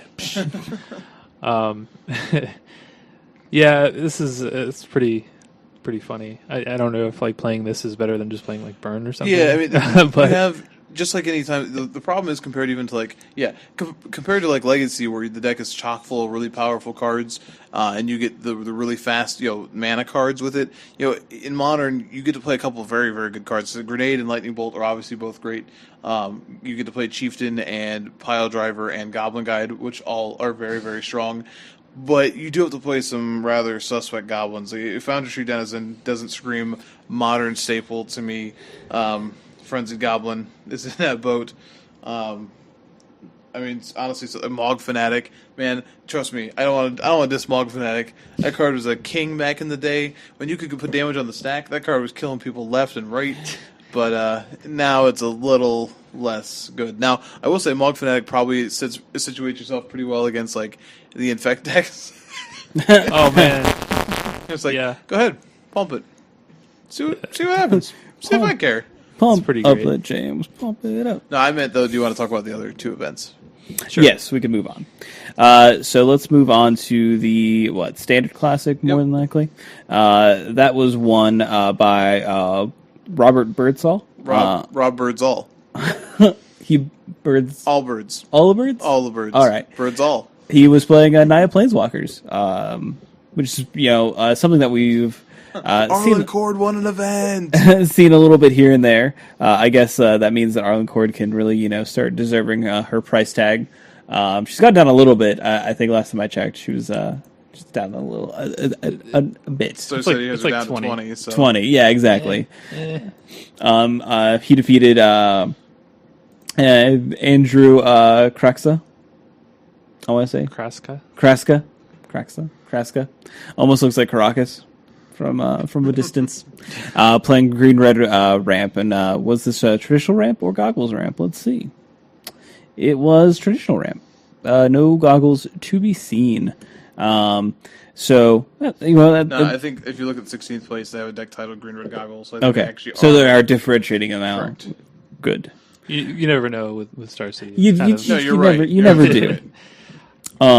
So any notable lists that you kind of wanted to pull out and talk about? There's Mono White Humans at the top 8, but no Grixis control at the top 16. Are we gonna keep doing this? To be fair, this is all what the people would call evidence that one of those decks is better and more popular than the other. But again, I don't know anything. That's not even what I'm saying. I'm just a simple pizza lawyer. You just- I mean, I don't know. A small town pizza lawyer. I don't know anything about no Grixis. You're just like creating your own argument. That's not even what I was saying. Sure it isn't. You're just like pretending. Okay, okay, all right. If you want me to back up my argument, look at the top 32 from like week 1, and see how many Mono White Humans lists were in there, and then look at it now. That's I mean, I'm not going to actually do it, but I'm just saying. I still think the implication of the argument was that like you're talking about like two decks being like ships passing in the night, and I just don't think that's happening. So you wouldn't say that. That the Grixis control deck is on the uptick. So you would say there are as many Mono White Humans decks now than there were. No, you suggested that there were ships passing the night, while there were, the amount of Mono White Humans decks was decreasing aggressively, while the amount of Grixis control lists was increasing aggressively, and I don't think that's happening. Are there less Mono White Humans decks? Yeah, sure. I said that already. Yeah. But they're doing fine. Okay. They're doing their thing. Yeah.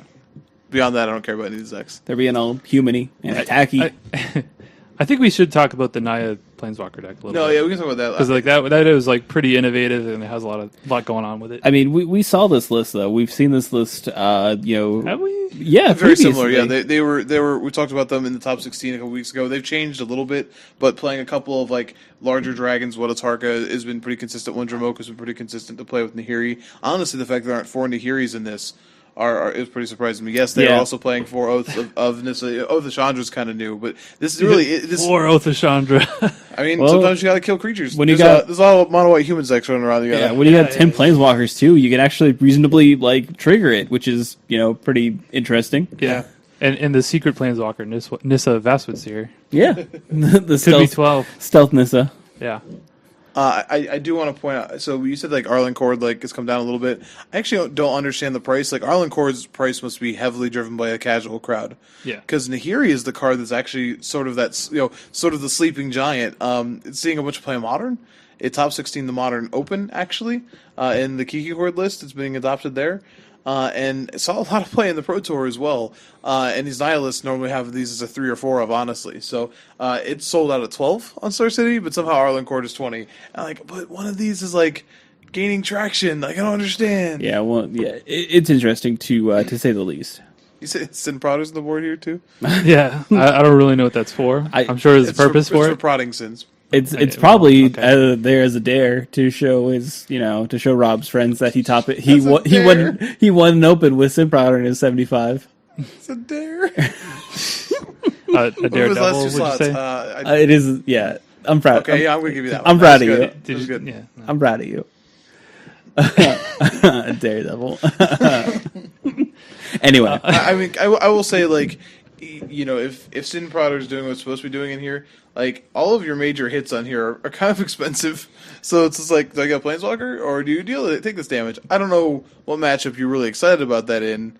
But it's possible it's a thing. I mean, it could just be for, like, Esper. In all honesty. I think that's, like, the only instance where I could see that, like, being relevant, where you could want an extra card, and they would have to make a difficult choice. But that's about it. Also, we do see Descend Upon the Sinful showing up here again. Hey! Maybe we're right. Maybe the card's gonna just start picking up traction. Yeah, I think I'm trying to see like how reasonable it is to get Delirium in this. I guess like you have a bunch of oaths, so you could figure maybe you'll get an enchantment in the yard, and like maybe if one of your planeswalkers dies. Yeah. But like it's not really playing a lot of spells. It doesn't seem like it actually would be that easy. No. But to be fair, Descend is a 6-drop, so. By that point, you may have gotten there because you just need a creature, a planeswalker, and then either one of your enchantments or one of your like declarations. So like, it's possible by the time you're casting Descend, it actually is there. And theoretically, you have Nahiri that'll also assist with that, as well as Evolving Wilds. Right. Absolutely. Yeah, this list is just it's strange. I mean, it looks like a lot of fun to play, and like looking at the list and like in some aspects it looks like it's really tight, and in other aspects it looks like you have a bunch of twos. Two. That's, Yeah. like it just feels like that can't be right. Like, Well, yeah. Well, I mean, with your planeswalkers, it might be right just because if you draw multiples, it's not going to be that great.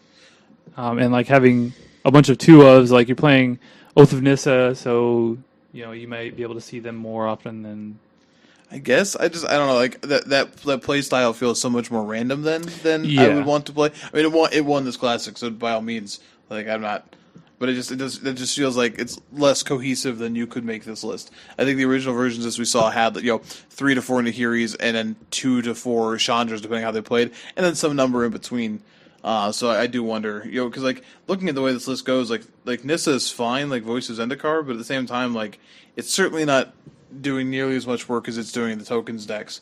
So it certainly can't be the most exciting Planeswalker to hit late in the game. Where you're like, all right, well, I'm mixing plant tokens. Like, against a lot of decks, yeah, that ultimate is a real pressure. Don't get me wrong, but it does seem, I don't know.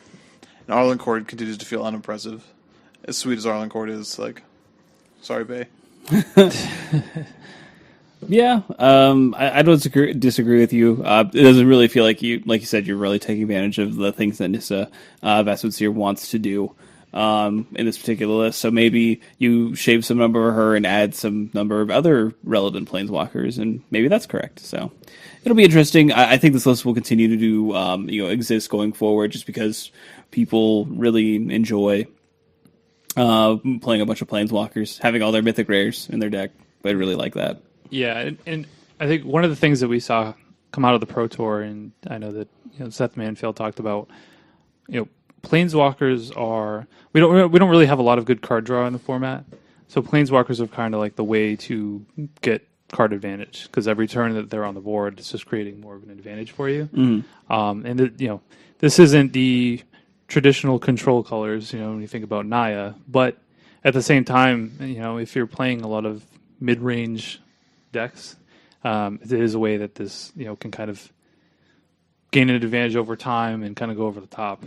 So I could definitely see it being a pretty good choice going forward. I mean, we'll see how the format evolves, but I mean, even just from the Pro Tour to last week, we saw a lot of evolution and a lot of tweaks to decks that we've seen. So we'll see where it goes from here. Most certainly. So lastly, let's just give a quick shout out to Zach Witten winning the Legacy Classic, playing Grixis Delver. Again, not really something that we cover Legacy. Obviously, it's a little more important with GP Columbus, looming over us. It'll be it'll be interesting to have to talk about it.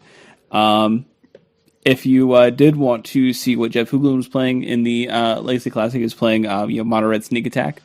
So he, of course, he was. I'm not casting Brainstorm ever. So Blood Moon all he finished 10th place. So a pretty great finish from him. Meat Kinda. hooks. Can we talk about meat hooks? Yeah. Let's go ahead. What list? What number did they? Fourth place. Fourth place. Meat hooks. The meat hooks are slivers. Oh, okay. Yeah. I know for you youngins who have only seen slivers that look like, predators.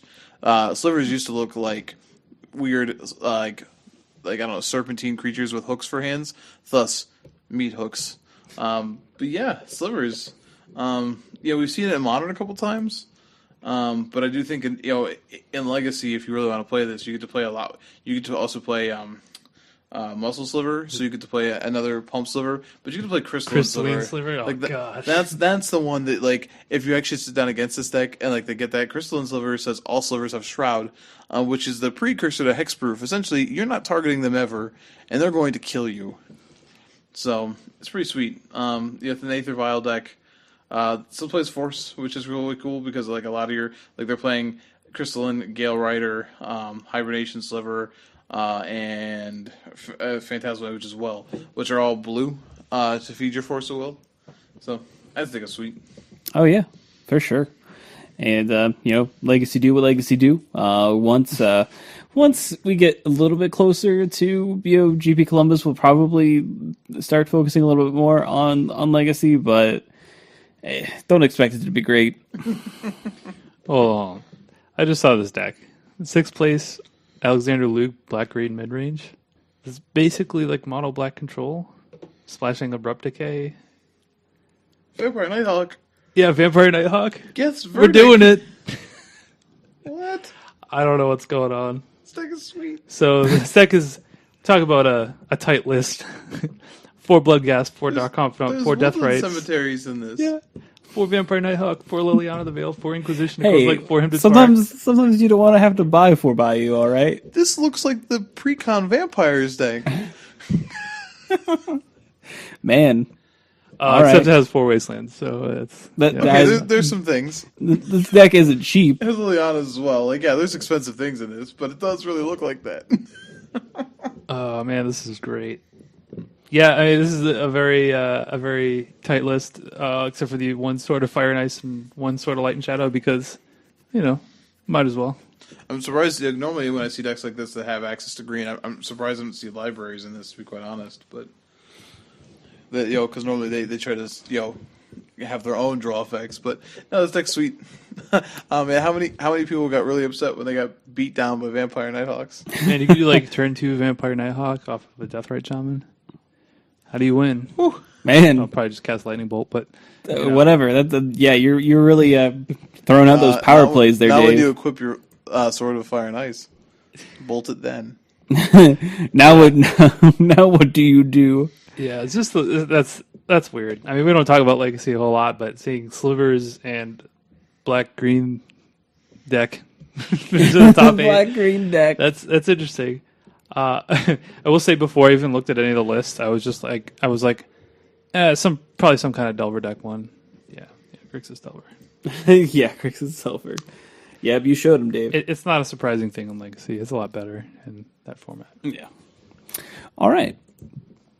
Let's move on out of competitive and move into the question of the week here real quick. So we're going to, reflect back upon the, Chris Anderson disqualification. And what we really want to kind of, take a look at, analyze, what are some of the important takeaways that we can kind of, look at about excessive tilt? What do we think about it? What do we, you do to combat it, or do we embrace it? Who knows? But we want to talk about it. I guess I kind of want to start here. One of the easy things to understand as a takeaway when you have excessive tilt is that your flippers will stop working and you'll lose your ball. I hate you. I hate you so much with everything that I can, everything that I am. I just Probably 90% of the people listening won't even know what you're talking about. He's making a pinball it's a joke. pinball joke. I know. If you shake the machine, it's called tilt, and it Right. will lock the machine if you do it too much. It Does doesn't anybody like play that. pinball anymore? They even mean- have those?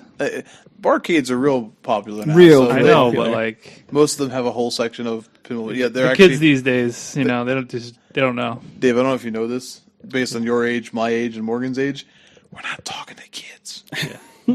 Just so you know, I just want you to understand our target audience, that demographic, not that young. I don't know. Yeah. I'm just saying. Anyways, no, I do want to. I guess I'll start just because I've written about this before as a person who's really struggled, and I've talked about that multiple times. That I've sort of embraced the horrific nickname that this group of people I've chosen to live, surround myself in my life with. What idiot does that? Because they made fun of me, but I deserved it. Go by the Big Tears moniker, which is a Twitter handle, and earned it. Aggressively, and to watch Chris here, and I'm not going to make excuses for the guy. We're not having this conversation so we can pile on Chris Anderson. You know what I mean? But I will say, I have my own story to add to that list of the ones on Reddit because my interactions have been the same. I've lost to him once, and it was very pleasant because he won, and I've beaten him once, and he insulted me openly. So it sort of matches the thing that went on here, and I've been in that situation where you get very, very angry about what you perceive to be a slight or perceive to be bad luck or perceived to be a loss to an opponent who you think is worse than you, etc. And you can let that get the better of you at times. But I think the most important thing to take away from this whole the issue that happened with Chris here, people don't forget. You play in a community and this happens long enough, people don't forget. I guarantee there are still, I know for a fact there are people that think that I'm, a jerk for, things that would be literally years ago at this point. And it's as much as I would hope that those people would not be like, would it move past that? People don't. People don't. That's what they remember of you in those situations. And it can be hard sometimes when you're stuck in your head to think about the future consequences of that. Especially now, I'll say this to the younger people listening to this. Okay. That's like everybody, Oh, is that a target? according to me. Okay. Well, so is that joke just because most people are younger than you? Oh, You got me. But in all reality, like, it can be difficult to see past that at times. It can be difficult to see, to even care about the future, about an interaction with someone. We hit on this a little bit when we talked about the whole Efro thing.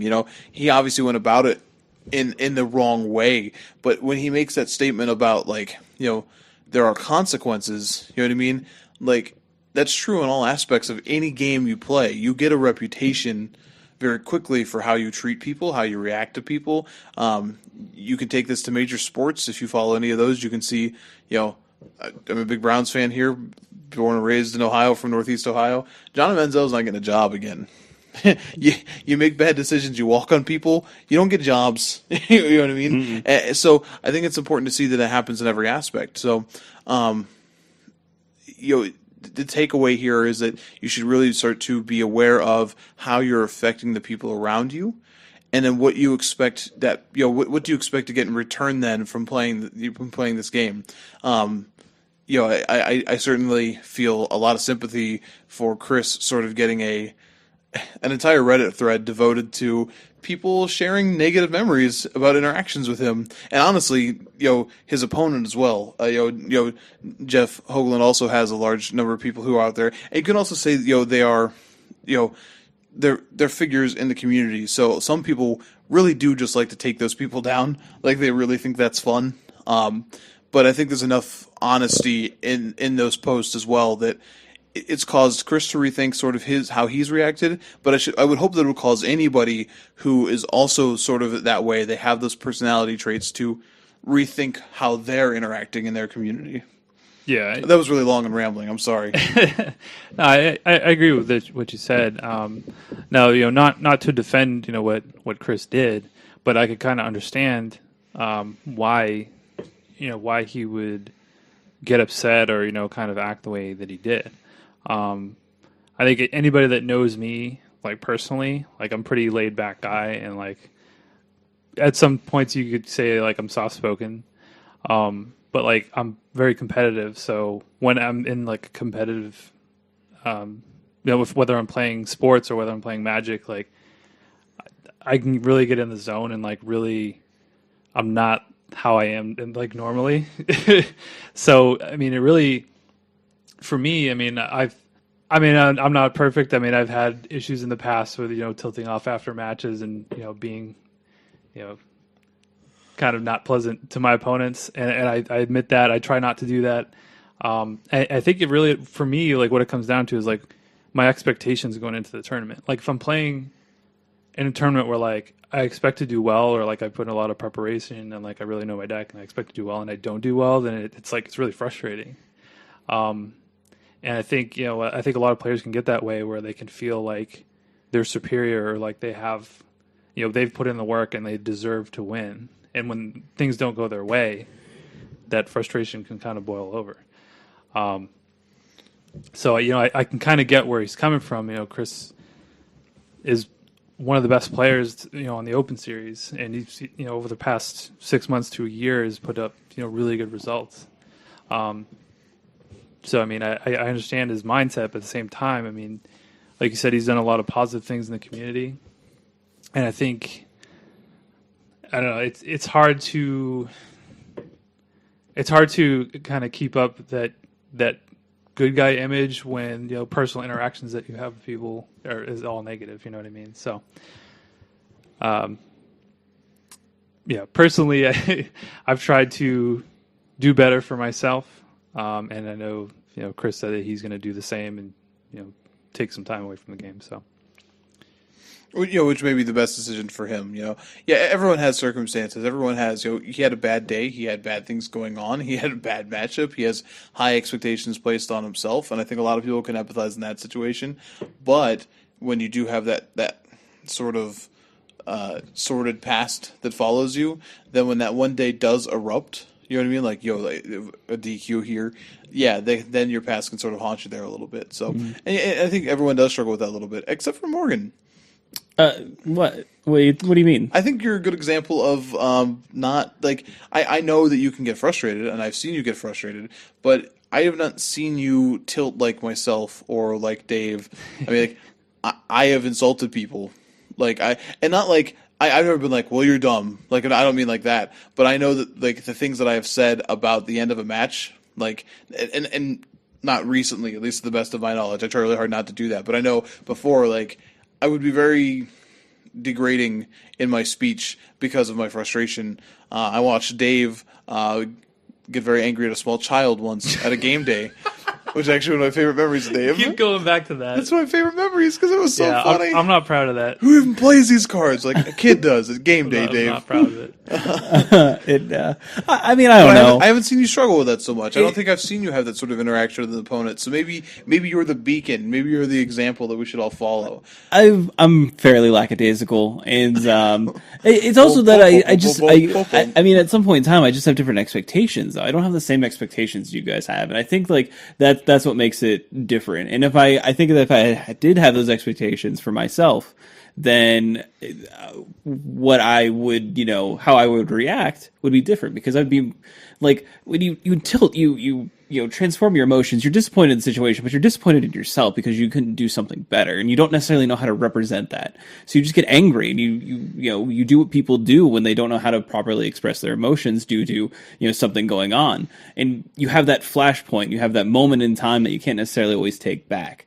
That flash of anger, and tilt is just something that you have to deal with in life in general. Like, life is tilting at certain points in time when there's just things like you just don't know how to properly express and don't have the time to like break down and work through, and that's just what it is in general. So I can understand when people get upset about things, but with Magic, I don't necessarily have the same expectations of going to a tournament and necessarily winning. I know what time I put into the game and what results I should expect, and I don't overshoot what results I should expect. I mainly play Magic competitively because I find it fun, and I find it fun hanging out with my friends and having a good time and traveling. I expect to do reasonably well, but I don't always expect to win because I don't put the time in to really deserve it. So when I lose, I can always trace it back to something. And if it's my fault, my opponent shouldn't suffer that. My opponent also came here with different expectations than me, or the same expectations than me.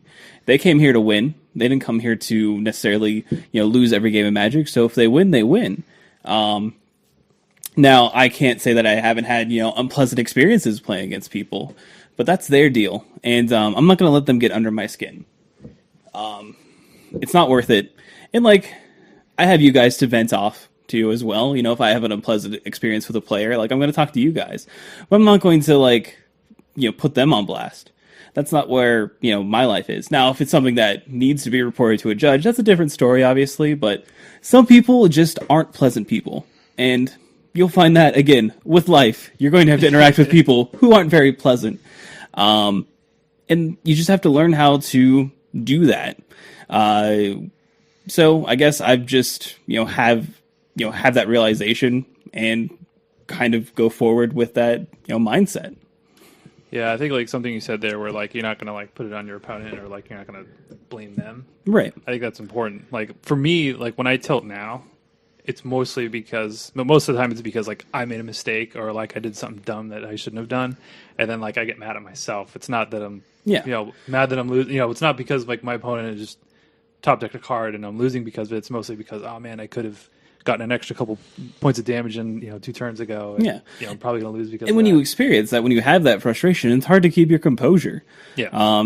And some people just are naturally, better than that at others. It's not a bad or good thing. It just is a thing. I just am very good at keeping my composure with how I feel because I don't know. I mean, this podcast helps a lot with that because I know that people know that I have a podcast. They see the playmat. Like I don't want people to ever like walk away from a game of Magic with me and be like, well, I'm never gonna listen to that jerk. Like I always want to be an ambassador to this show because whether or not I'm good at playing Magic, I want to be a reason why people want to listen. You want to be where the people are. Yeah. Yeah, well, walking on those things, what do they call them? Feet? Yeah.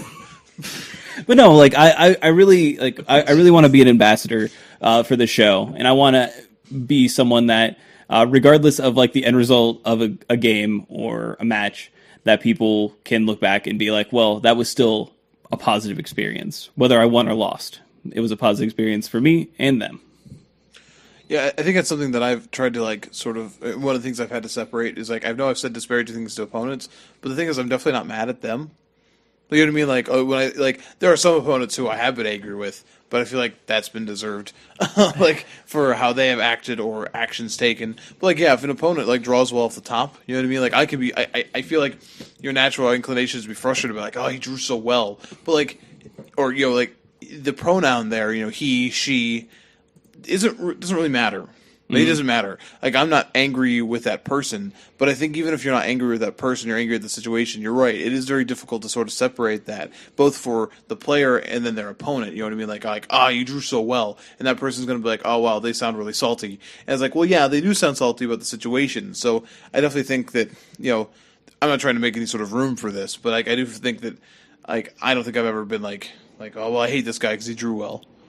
Like, no. Oh, okay. I gotta be like that. But like, I definitely think that the language that has come out of my mouth before may have indicated that, and that's frustrating to me. I don't fear that. At least not right now. I don't fear that I would ever get a full thread of people, but I certainly haven't had the impact on the game that this player has and others have. That's one of those things of being sort of going back to the Afro thing, like. He got raked over the coals for his article, and that, because of his perceived attitude. You know what I mean? Yeah. And if you're okay with that, then that's fine. Obviously, I think it's refreshing that Chris it doesn't seem to be and wants to change that, and we'll see what comes with that. But I do think like for the individual player, maybe you need to sort of take into account how the things you're saying, how your body language, how your actions are affecting your opponent. Not just your opponent, but the people around you. Because that person who is tilting off and who is tilted for multiple rounds, like, you may not believe in, any sort of, like, spirituality, man.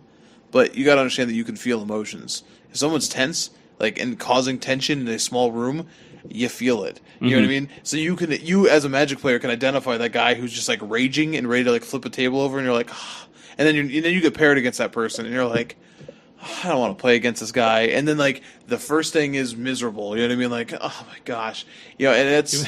You almost feel bad about winning. You're yeah, just like, absolutely. I just want to get out of here. Absolutely. Yeah, so, I think that's like probably the hardest thing that I have a difficulty with is when my opponent is tilting off and like how you approach that situation, because again, I want to create a positive experience, but sometimes what you do in trying to be nice just isn't effective. So I think those are my hardest times in games of Magic, is when my opponent is not having a very good time with the results of a match and having to work through that situation.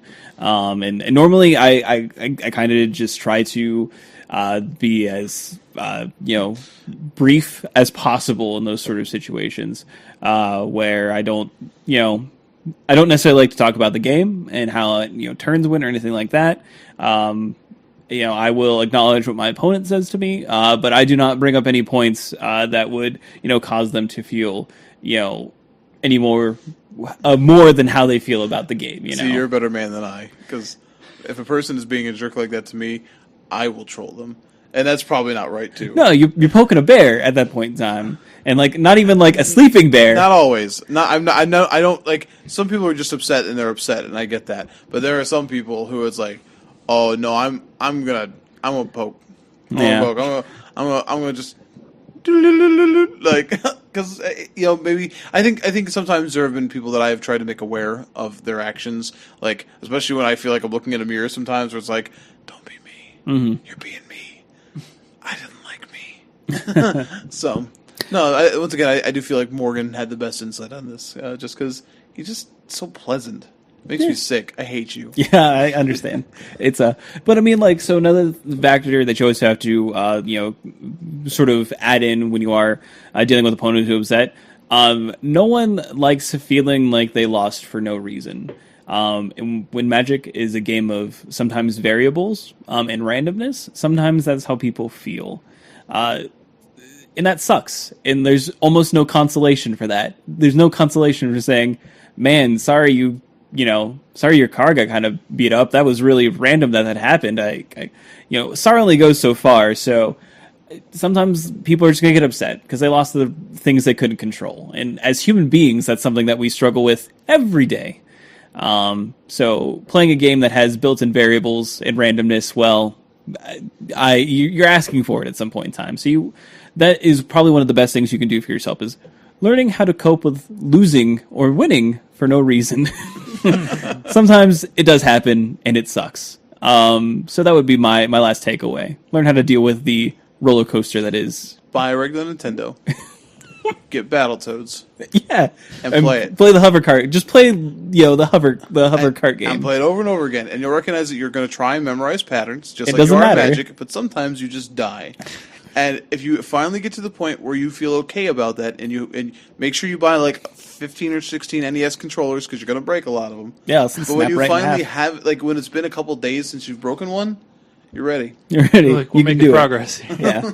And do you think that's that could be a reason, why some people are just like, naturally better until they've just played a lot of Nintendo games, Super Nintendo games? I played a lot of Nintendo games and it didn't help me, I don't think. Clearly. You broke a lot of controllers then. To the opposite. To be fair, I was really good at them. Oh, okay. So you never had to deal with, the randomness that was. Privilege. I had video game privilege. Fair enough.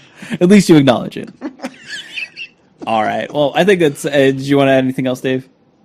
No. Cool. All right. Let's move on to the wrap up then. So over the weekend we have GP New York, which is standard, and then which is in New Jersey. Yeah, it's like GP, not really New York. Oh, GP pseudo New York. Yeah. I think it's Newark. We've been over this. It's GP Newark, right? That's got to be it. Yeah, clearly. It sounds like New York. Yeah, it's close. But it's in New Jersey. Right. And then on May 14th and 15th, we have Star City Games Indianapolis, which is going to be modern. And I believe we're all planning on attending, along with our friend Jordan and our friend Elliot. So we're all very excited. We're going to have the crew back together again. Yep. Awesome. We're going to roll deep. Fun. I'm looking forward to that. Roll deep in Indy. Yep. Play some Hit up mods. Barley's West. Maybe. AKA the Ram. Yep, correct. It's really good. It is. I'm sure if you're a Magic player and have played an Indy, you know it. Know it well. Don't go to Steak and Shake. That's This gross. is really helpful to people. Yeah. No. We go to that place that's next to St. Helens because they have the kitchen. That's for you, Elliot. You're welcome, Elliot. All right. So until next week, you guys can always follow us on Twitter. We're at @YourEndStep, or look us up on Facebook. You can just do a quick search for @YourEndStep.